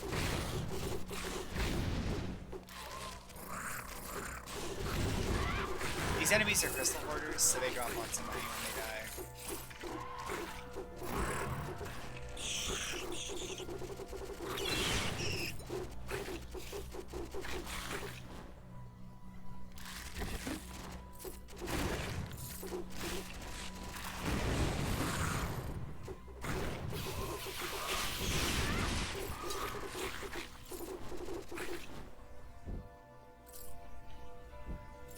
What's over here? The Botanical Lab. Let's check it out. Action RPGs typically have areas that will just randomly show up and just have like various bonus loots or gimmicks or whatever. I think the Botanical Lab might be one of those. There's a trope here. Right here.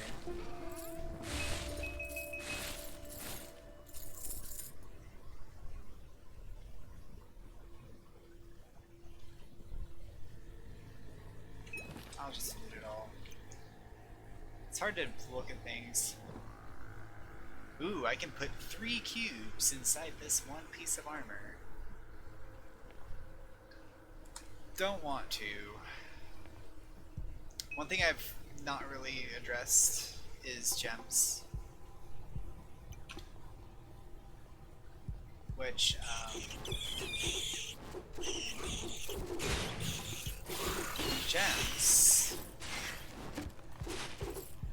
Gems are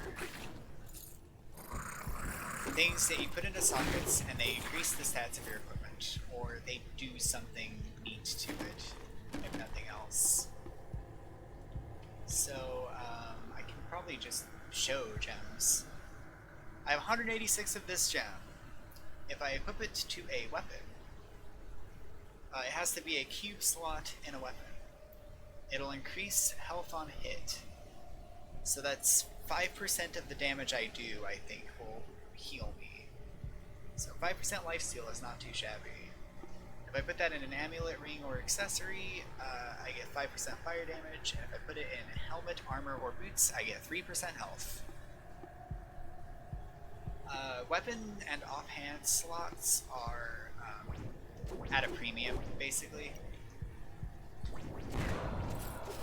So, weapon and offhand effects are always the most powerful ones.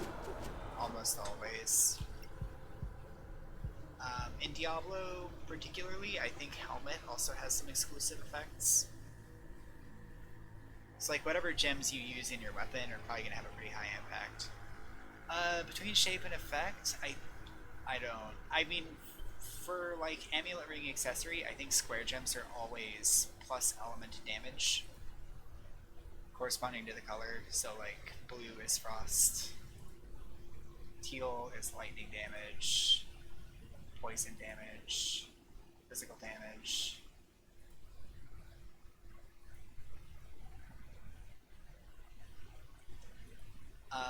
And it's the same way for helm, armor, boots, sphere gems. It's always an elemental resistance.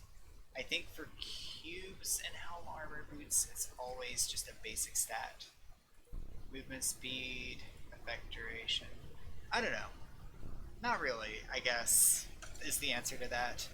There's some vague thematical similarities.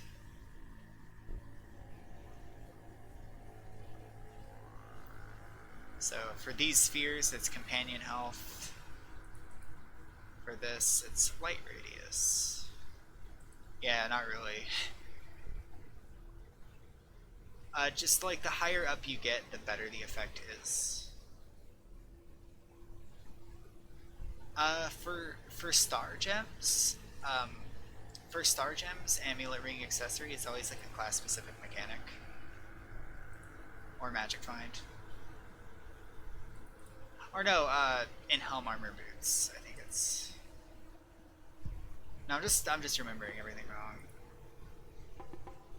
You get a proc effect for star gems on weapon? Yeah.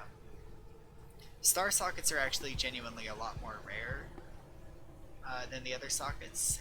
Where like you might get 2 cube sockets in one thing, you that same rarity of thing would only give 1 star socket as an equivalent value. I can actually show you what I mean by that in a minute.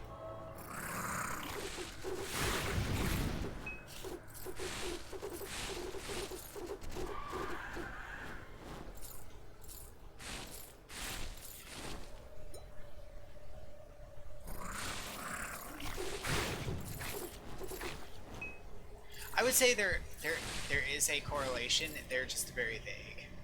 If it's a star or weapon effect, it is genuinely going to be just more powerful flat out.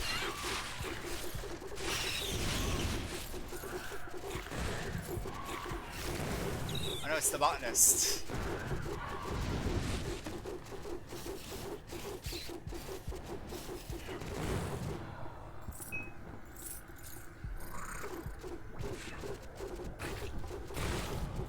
Like the most powerful or more interesting effects are star and or weapon effects. So it's more tied to shape than it is to color.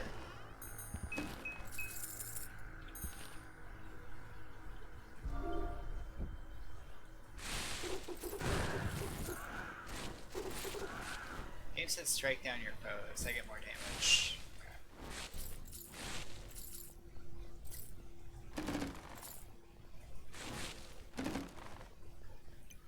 Let's get pods, finally. Oh man, I totally forgot to get my mushroom spiders. There's so many good things for me to get skills, and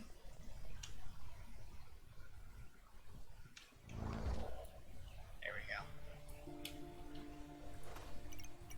Come back here and sell some crap.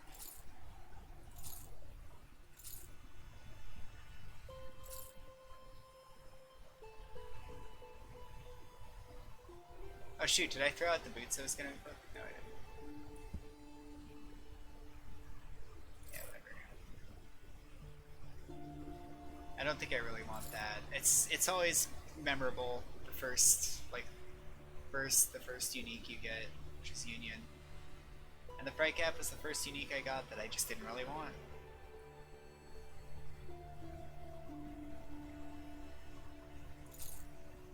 Hate Crown, I really don't want that either. I really want that. Okay. Oh hey.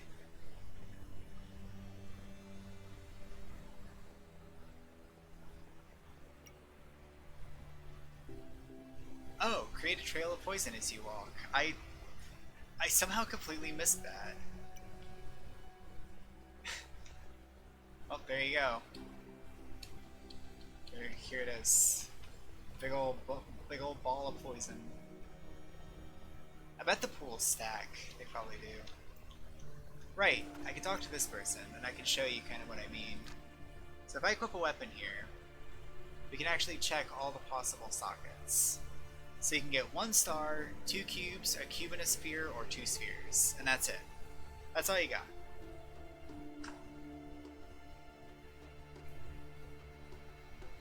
So let's put this in. And it's the same way for this bow, like it doesn't change.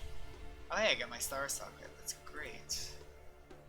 Is there a good star gem I can put in?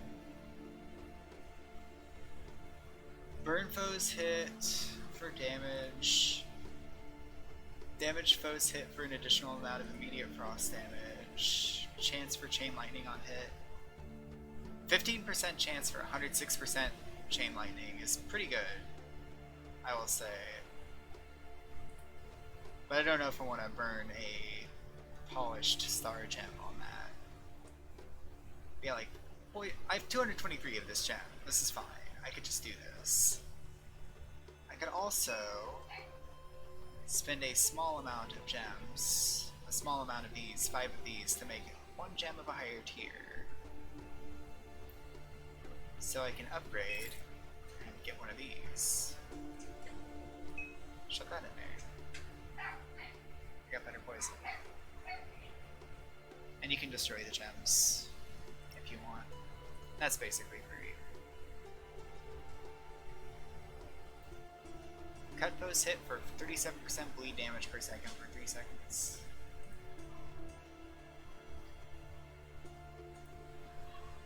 I think bleed damage interacts with certain things. Specifically, smite foes hit for 26% bleed damage. So like, part of the appeal of the specific elements as well is like, if I have plus 18% poison damage, then it obviously interacts better with this than it does with bleed, where bleed I think is physical. Also, like here, if I put this same type of gem into an accessory, it increases bleed damage. So, similarly, poison damage is here. Bleed must be better in some capacity, and I just don't know it. Yeah, corrupt foes for shadow damage per second, yeah.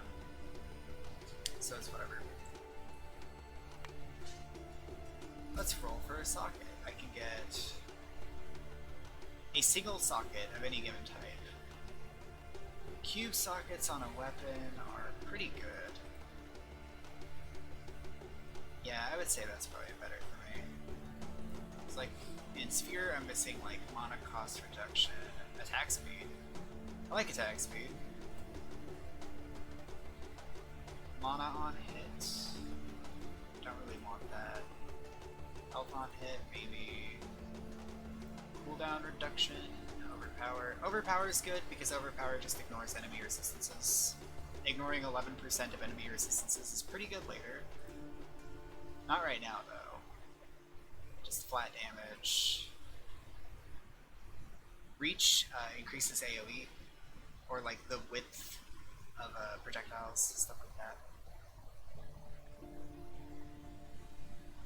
See, part of the thing that bothers me though is I just want to know where crit chance is, because I don't remember where crit chance is.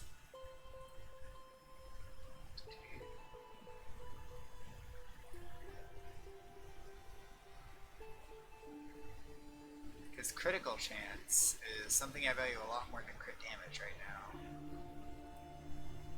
I thought it was on a gem. There it is. It's a sphere effect. There we go. That's good.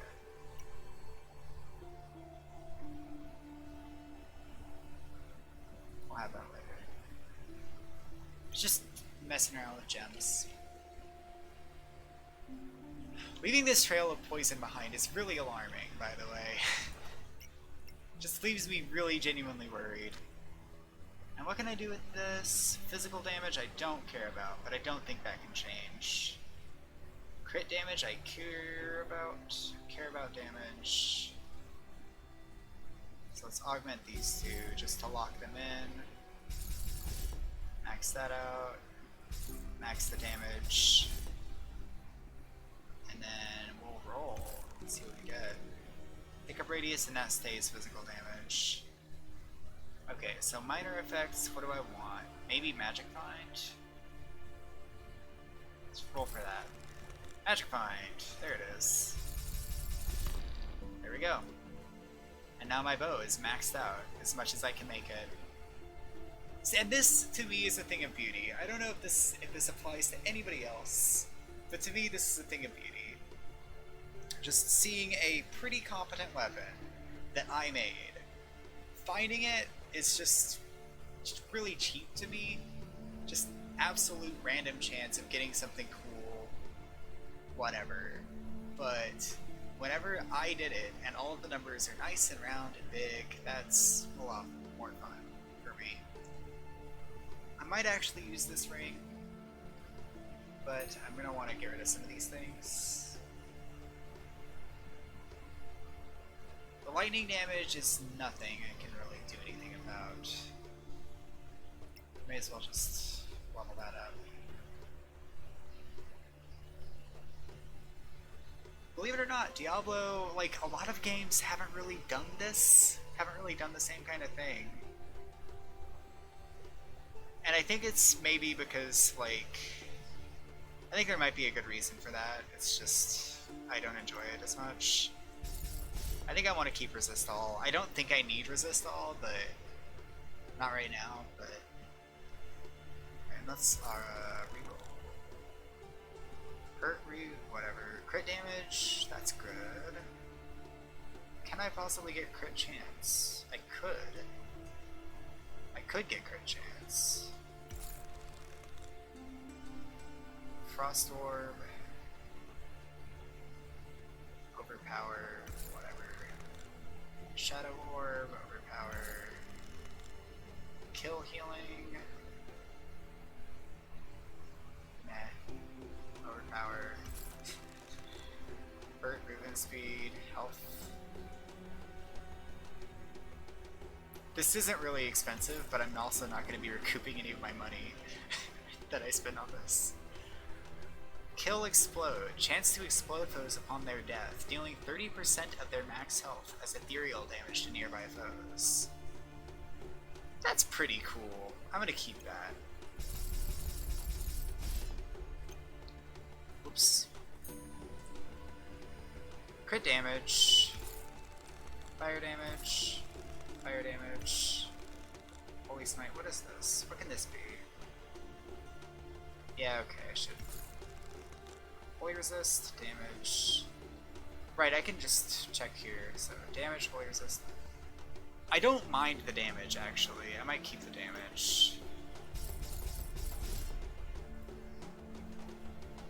Okay. Let's roll it a little more. Increase damage of all satellite enchantments. Companion health, potion effectiveness, mana cost reduction, magic find. Magic find is good. Magic find is fine. There we go. Excellent. This is a pretty good upgrade. Let's equip that. Equip the ring. There we go. Goddamn. Minus 53 damage if I equip Union again.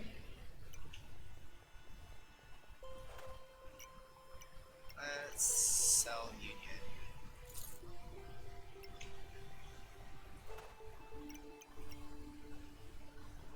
Just know that, like, all of this enchantment and stuff that I'm doing, I'm not anywhere near close to being able to recoup what I'm spending right now. Okay, do I want the Poison Trail? Because I can keep the Poison Trail. What else could I get? Sludge Treads, I could get Sturdy, Iron Soul, Phase Walk. I don't know if I care about any of those. So yeah, we'll keep Sludge Treads, max that out. Hurt, movement speed, I don't know if I care about that. Movement speed. Magic Find, keeping Magic Find. I like loot, I like treasure. Okay, so yeah, hurt movement speed. Oh, hurt movement speed is not going away. Okay. I can increase this up to 25. There's really no harm in doing it. It's not expensive. Okay, I'm gonna keep the movement speed too. We're just gonna get fast. Yeah. Now, there's a 25% chance whenever I get hit that I move real fast, and also a 100% chance that I also move real fast. This is crap. This is the most boring item in the universe. Okay, another thing I'm gonna do is I'm gonna go to the interface. No, I'm not gonna go to the interface. I'm gonna go to loot filters. Here we go. And I can turn off looting enchanted equipment with the radial. Also, potion. Well, elixirs. Yeah, turn off looting elixirs to save my inventory space a little bit. Misc consumables. I don't know what this is. Keep that on. And we're also just going to not even see enchanted equipment.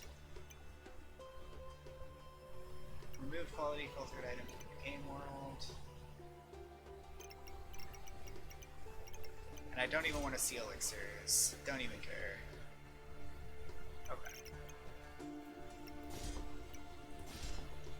Cool. So now, my auto loot will only loot certain things. I already wasn't looting common equipment. Now, is this stuff only rare? Yeah, it was. Okay.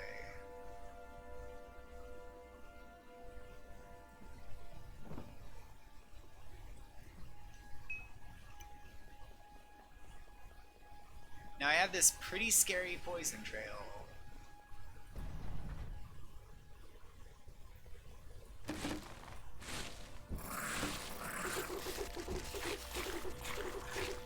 It's not a great poison trail.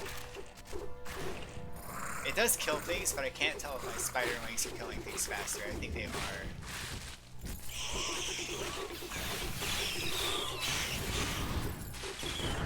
I mean, that is pretty good.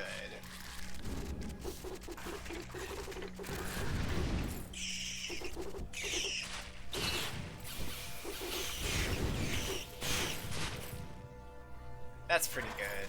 I agree with that.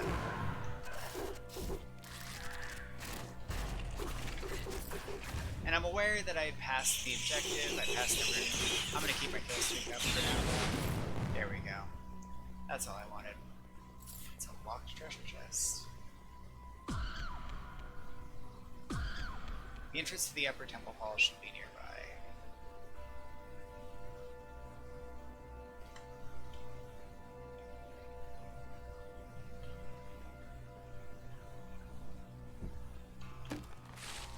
Also of note, my poison field will actually destroy various bushes and things. It's a botanical lab. Let's go up here. Hello. Oh, they're all dead.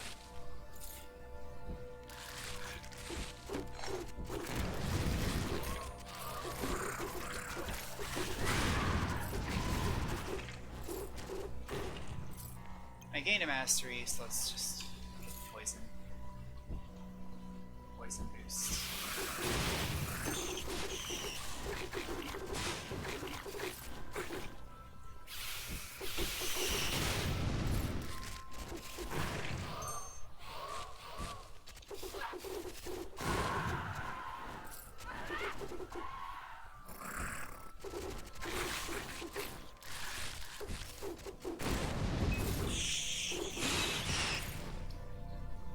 Upper Temple Halls, here we go.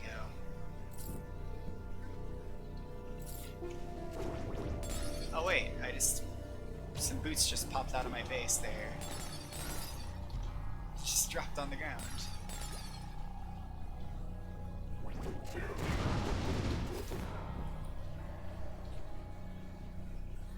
Perhaps you should offer an old coin. Right, I remember this. This is the gimmick of this area that I never messed with. So you can pick up ancient coins, like that one I just picked up there. Put it on the altar. You get an item. Which I would like to look at. Sure.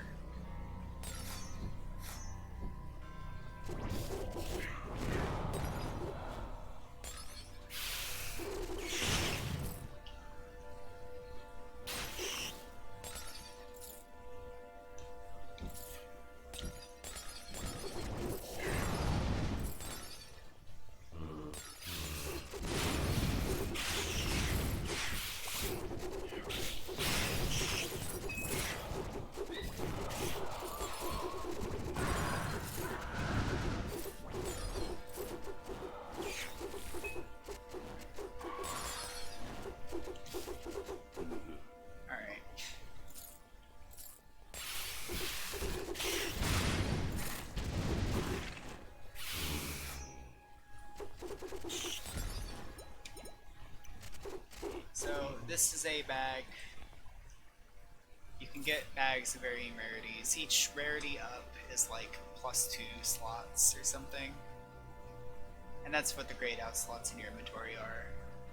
That's what those are for.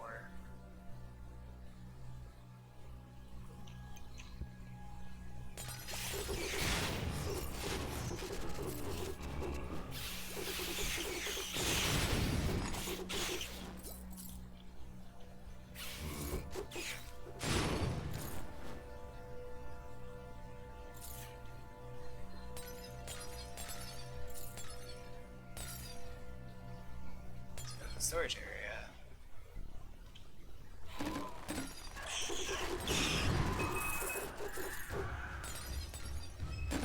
Oh, but I can't put my cool bow.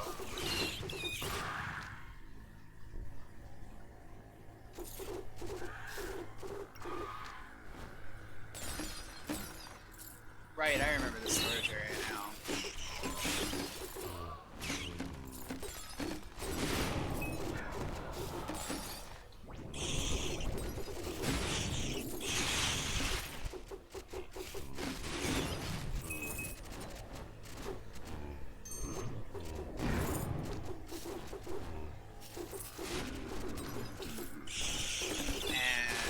Storage area just has a bunch of containers in it. I don't know if you noticed the gimmick.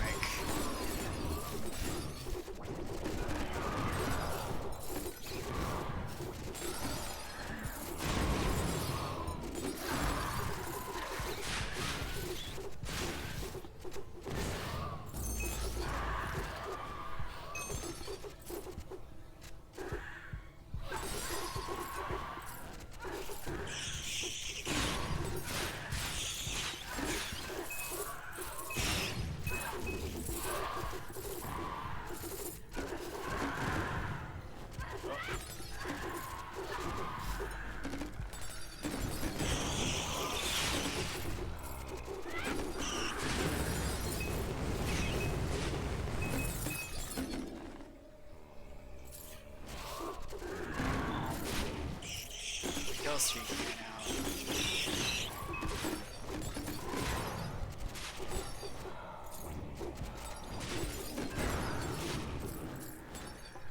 Alright.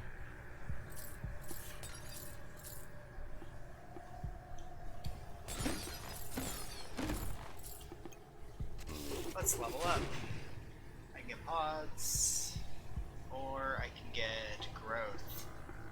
So spores can now become exploding mushrooms. And those will do poison damage, and as a result I think will also generate more spores.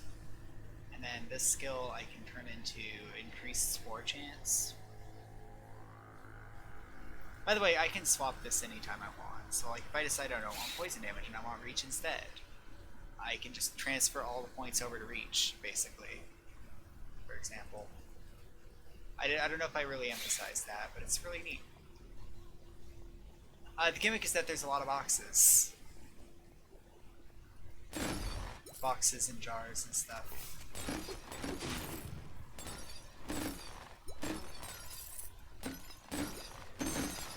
More so than any other maps.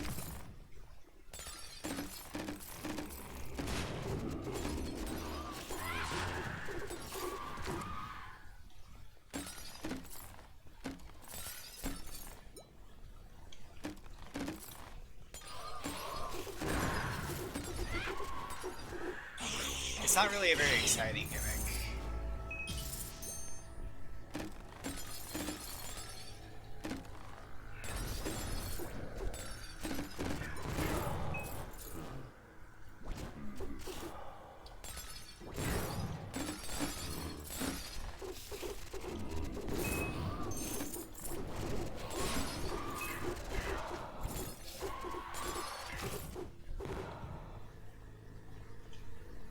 I did get a couple uniques while wandering around. Got the miasmic band, which is making me wish that I didn't upgrade my static loop quite so much. I mean, this is good because it gives poison damage guaranteed. And I also got this, the Dark Skitter's Hide, which is also poison damage. I mean, hell, I will equip that immediately. Augment it later. Nah. No. Spiked orb.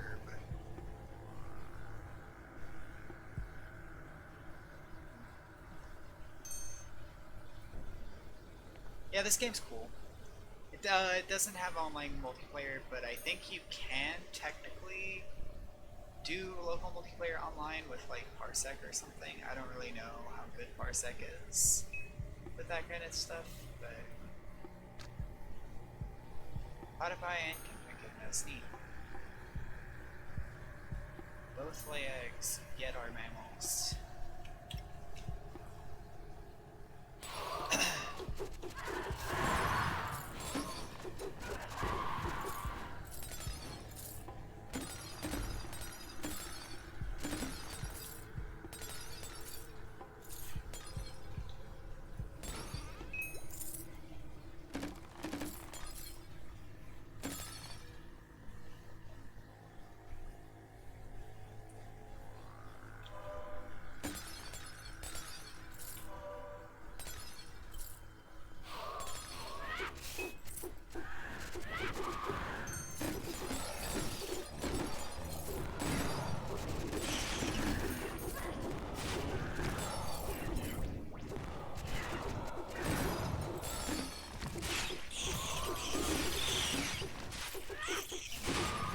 God, there's so many things I actually want to spend my skill points on.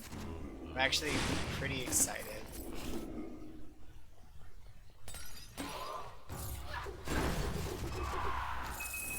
Speak of the devil. Spiders that can spread spores, let's go.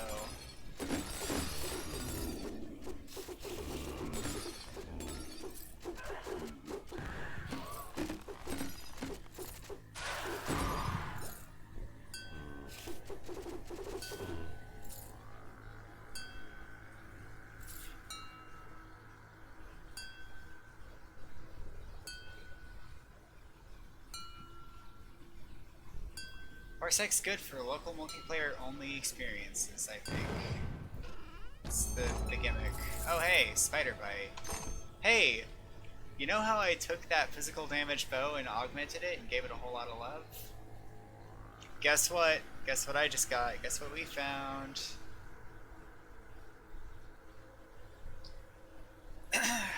Found the poison damage bow. Arg. Oh well.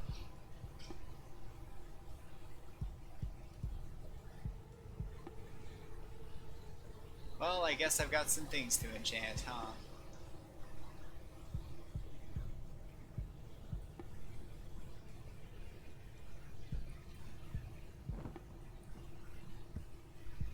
What's this? Winged Striders. Don't know that I mean, I kinda care. Not enough though, really. Challengers set.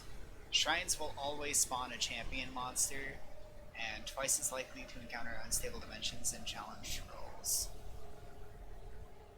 So if you have the full challenger set, you are much more likely to encounter challenging things that give you lots of loot, and it also gives you a crit chance.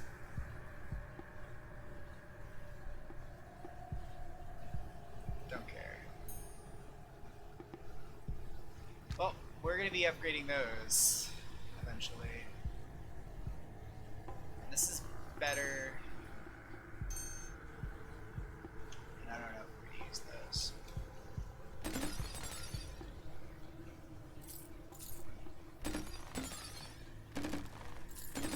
Such is the nature of picking up lots of magic find, so that you have lots of chances to find. I was supposed to say just enchanting because it's fun. And to be fair, the enchanting did give me a bunch of magic find, which permitted me to find all of these cool items that I just found. So I think it is because I enchanted that I improved my items so much. So start by upgrading poison damage because that's central. What do I have in the epic slot in my ring right now? Chance to make enemies explode. I kind of want that. Movement speed. I don't care about fire damage. Okay. I don't care about any of this other stuff. Chance for foes to burst out extra crystals. All resistances, poison resist, overpower. Damage is good. Poison chance is also good.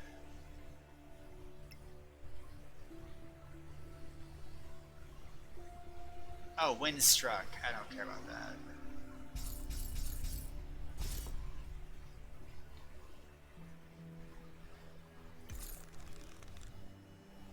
After killing a foe.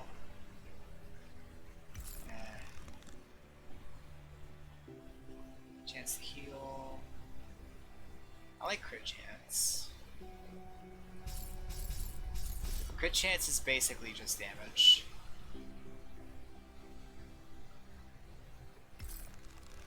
Sword.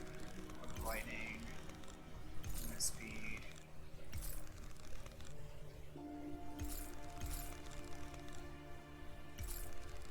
Shadow Ward, light radius.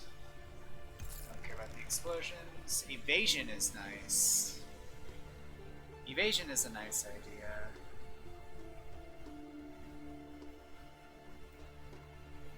Okay.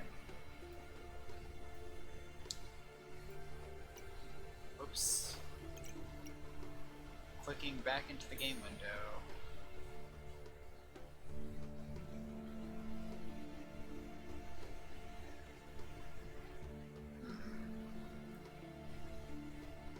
Evasion's a nice thought. What else can I get there? I can get way better stuff there. Kind of want an on-kill effect. Maybe Magic Find or Gem Strength. Alpha Mana because on kill, I don't care. Satellite, Molten, whatever. Pickups on kill, mana cost reduction. Heal one kill. Pickups, gem effect, that's fine, I'll take that. Fear, explosions, burn attackers.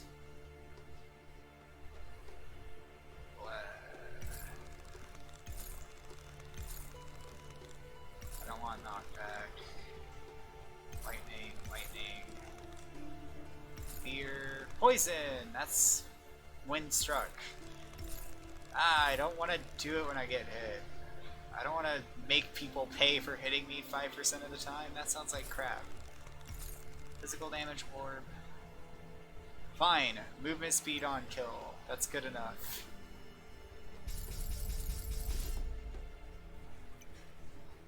That's actually great.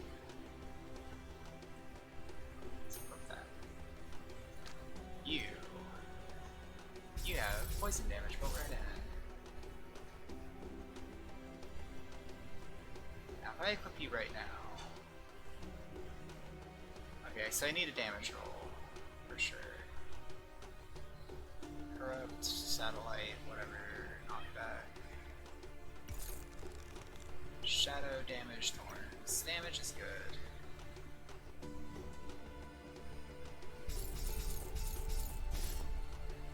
Okay. Frost damage, bonus experience.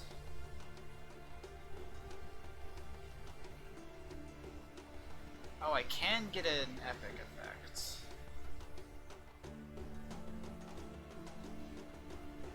We'll just roll until we get something compelling. Mana on hit, I don't care. Magic Find, though.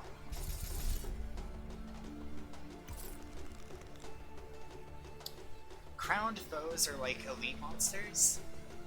Damage to elites is really good, so I think I will take damage to elites. The idea is that this is going to be an item that I can just stick with for like a nice long time, actually. So I think I am going to not feel bad for investing in it.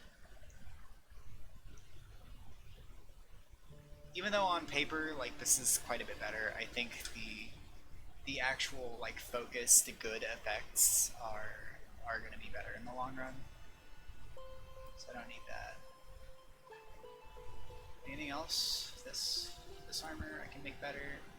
Get us some poison damage. Hurt, poison, physical resist, health regen. What can I get? Death. Kill restoration, evasion, damage reduction might be... I mean, I don't really know that I need that. Resist all, power all. Sounds good.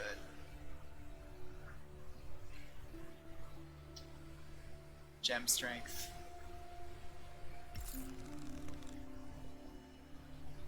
Oh, hurt poison is fixed. I guess I may as well. Mana, health regen. Evasion, health regen, mana cost reduction. Physical resistance, mana, fire resist. Damage stagger is actually a really interesting effect. The 9% of damage taken is staggered and dealt over 3 seconds is actually really, really good, because it prevents you from being suddenly, like, murdered. It's actually a really interesting effect to have in a game like this. Resist all, I don't really know that that's going to matter, but I'll do it anyway.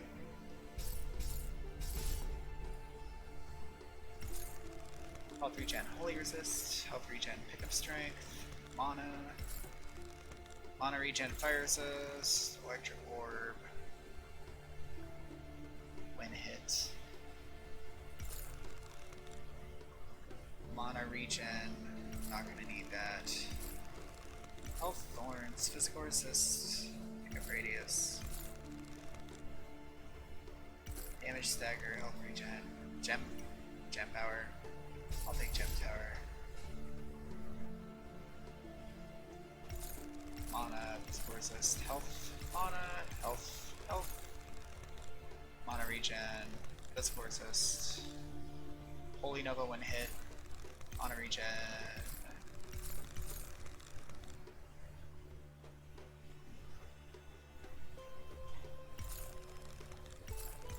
I don't know what else to go for, to be real.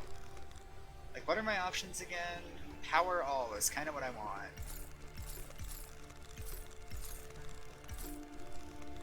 Score resist.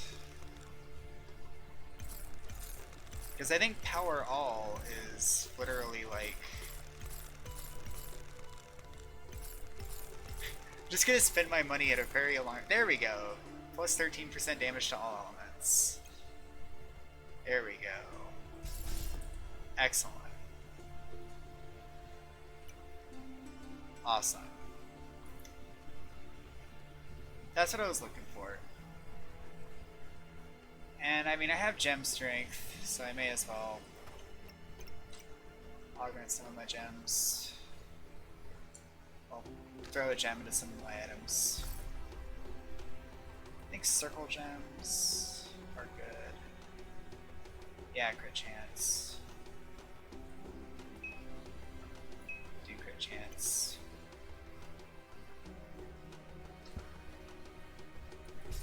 What kind of sockets can you get? 2 stars. Are there any star armors that I care about? Not really. Chance to do things. Oh, evasion.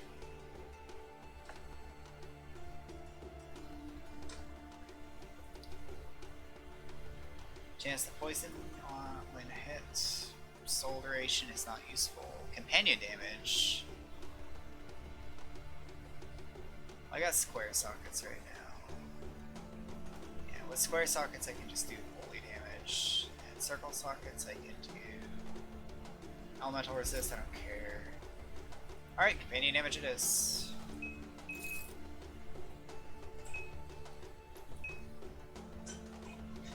Plus 62% companion damage. I can get 1 socket, right? Yeah. What do we get? I think we get companion damage. There we go. Took a few tries.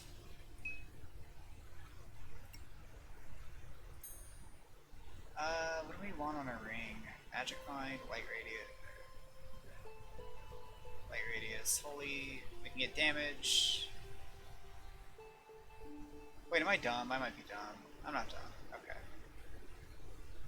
Chance to steal souls, potion effectiveness, shadow damage, bleed damage, companion health, physical damage, bonus experience. Yeah, I can do poison damage.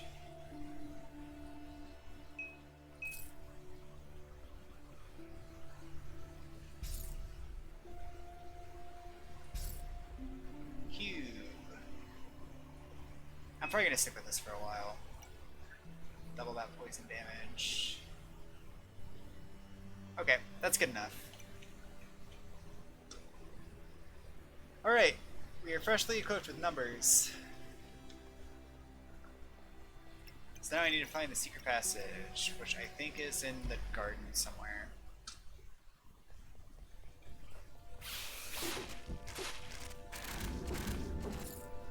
Yeah, we're scary now.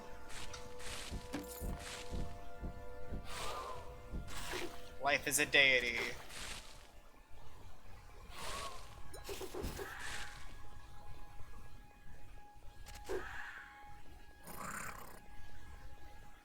I'm gonna go up. I think this just leads to the storage area though. Right? Upper temple halls. Right, yeah. I went here and then I went to the storage area, yeah.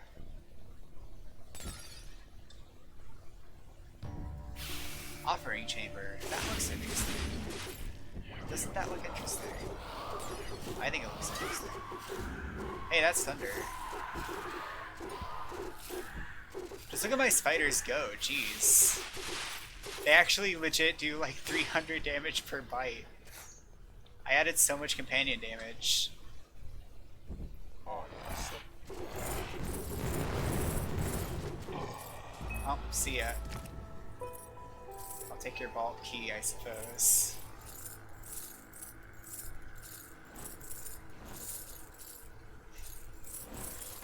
Alright, I feel like this is about the point where I raised the difficulty level.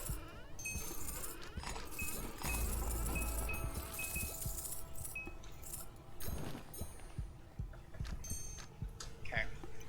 What do we got? I mean, I'm not going to equip any of this crap. Let's not lie.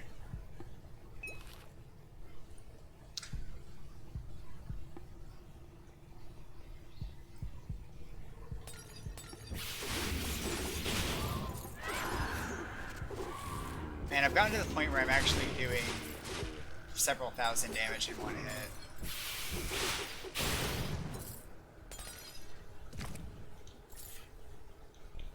There's a coin. We'll offer that.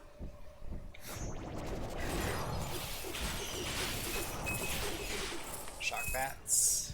Who cares?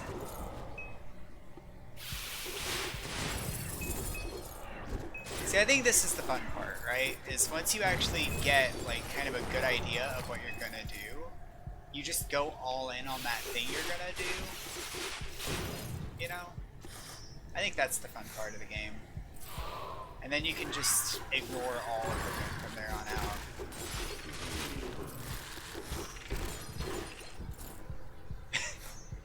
See, now we're cooking. Now we're somewhere. Now I'm somebody. Before you were like, oh, you're pretty powerful whenever I was in the garden. Oh, how little you knew at the time.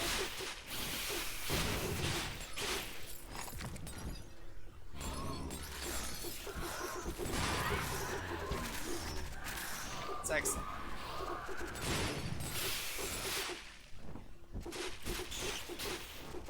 Are the sounds of just miscellaneous things dying inspiring to you? I feel. I feel like that's gotta be the case. Right. Just kind of... I don't know, I imagine you're just tapped out listening to various things die and me ramble on occasionally, and then occasionally you're like, oh hey, I guess things are happening in the video game. I think I've had the poison trail for a while, that's why I say that. Don't know how long, I've been going for 2.5 hours. Kill the skeletons. Needless to say, we're gonna up the difficulty next time.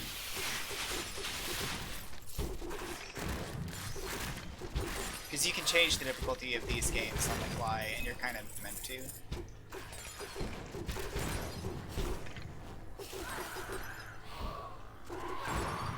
Like, you play on a low difficulty until you're actually established, and then you advance to a higher difficulty.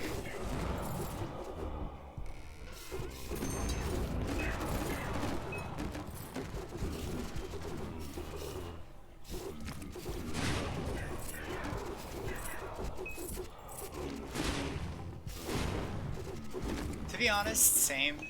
I barely acknowledge the death sounds. Challenger's Helm. Alright, well, I can't carry anything else, so... let's get out of here.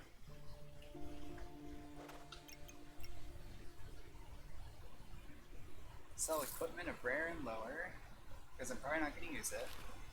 I have a Scroll of Wall of Fire 5. Storm Force, which I ain't using. Wait, Storm Force. Oh, okay. So yeah, this is neat. So like, I can show this actually. Some rings give you a satellite, which I mean I'm sure I've looked over that, but I've just got this little orb following me around. And now if I walk over here to the dummies, the orb will just zap them every now and again. And you could just keep getting satellites. Like, you could just equip a whole bunch of different items that give you satellites. I think the most I've ever seen on an item is maybe 2, maybe 3. I don't remember if I've seen 3 satellites on the same item before. I might have. I might just be crazy, but you could just stack a whole bunch of satellites and just have orbs surrounding you that just zap everything around you. Not that I think it's especially useful, but yeah, I'm not going to keep that stuff. This, I don't think I'm going to use.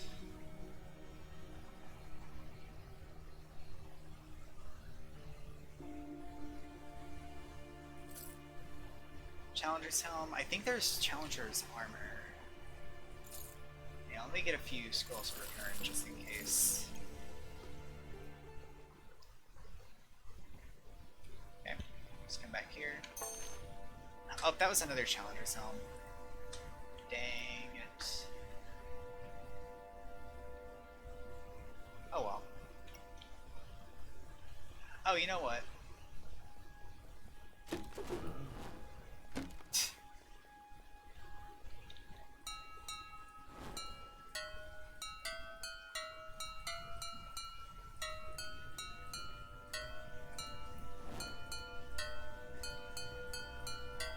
Dang it.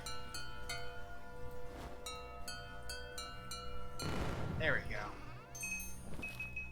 I got an achievement for solving 25 puzzles. The world appears brighter, and the world appears darker. Holy and shadow resist from the same shrine. Thanks.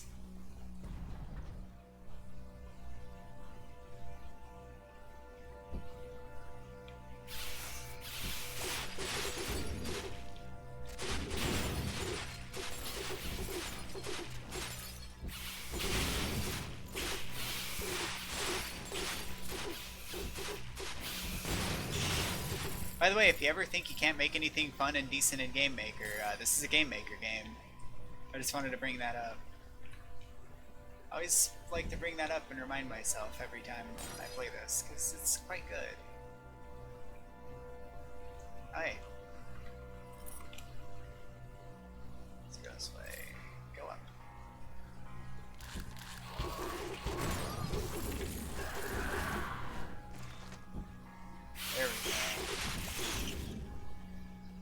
some giant bats here. Should probably kill those, right? Spend some giant bats. Get the bat, which is a unique for Warlock, unfortunately. But it has a satellite built in, a fire satellite and fire damage.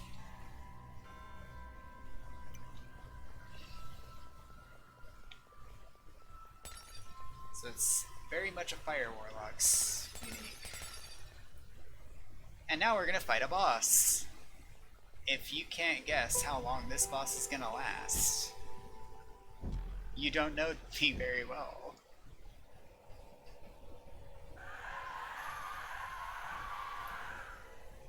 I'm just gonna let my spiders kill it. Kai Castolo.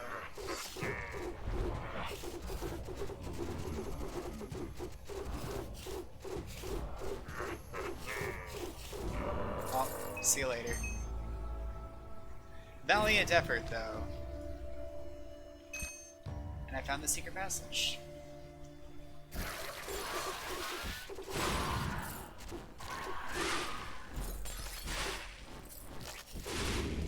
So this place has a whole bunch of like little egg nests and stuff where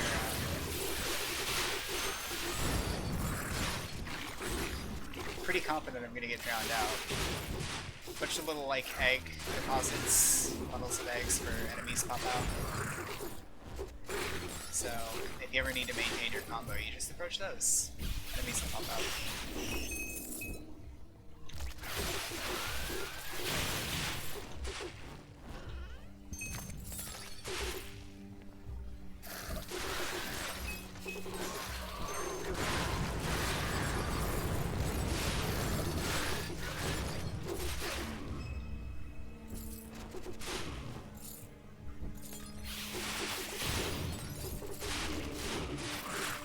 Incidentally, I probably should be increasing the difficulty, like, really soon.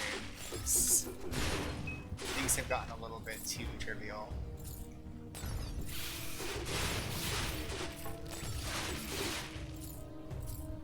I stand to gain no proportional rewards for playing the game this way. Alright, I'm gonna be back in just a minute.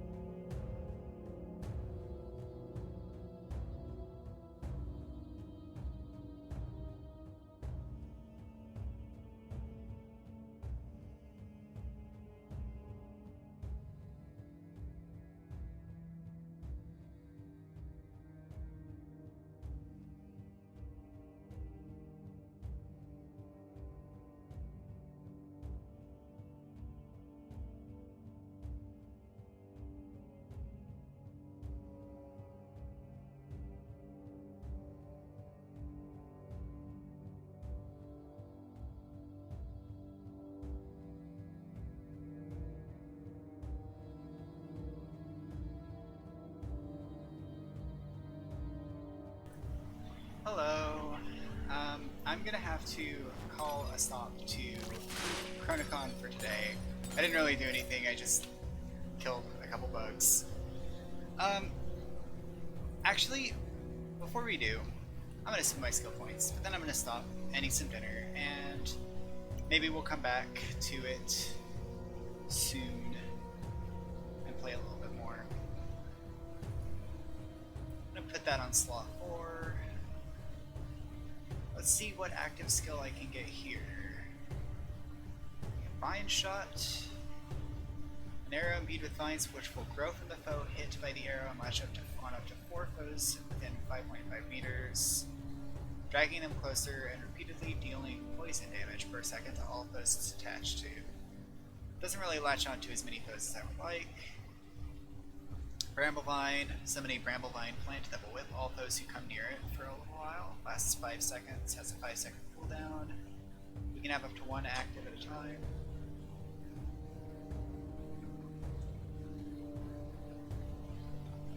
That's not really going to be very helpful with my spiderlings being quite as proactive. And conjures a storm filled with whipping brambles, seeking out and dealing 202% poison damage. Last 4 seconds. We're just gonna pick one and mess with it. And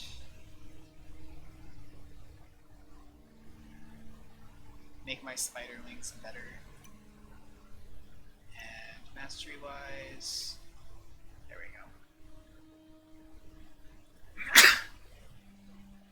It's gonna be really exciting whenever I get doubled spore damage triggered by Sporeling. I think that's gonna be what I pick.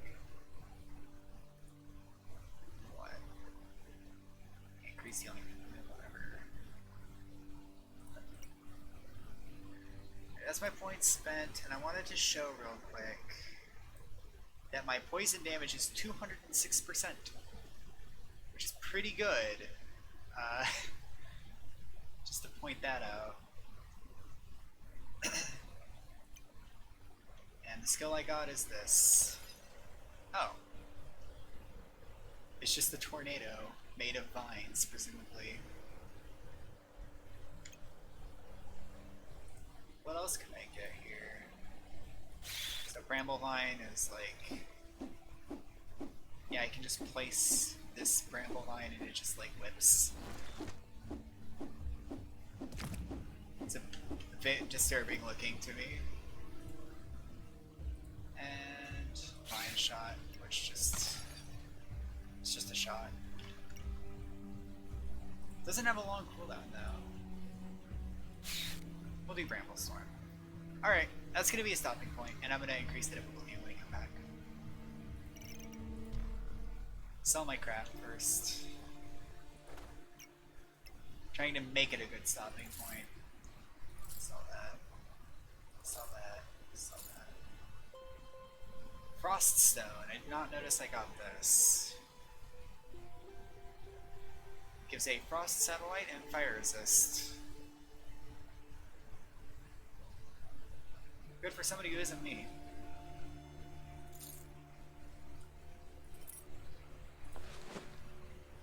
Okay, sell those.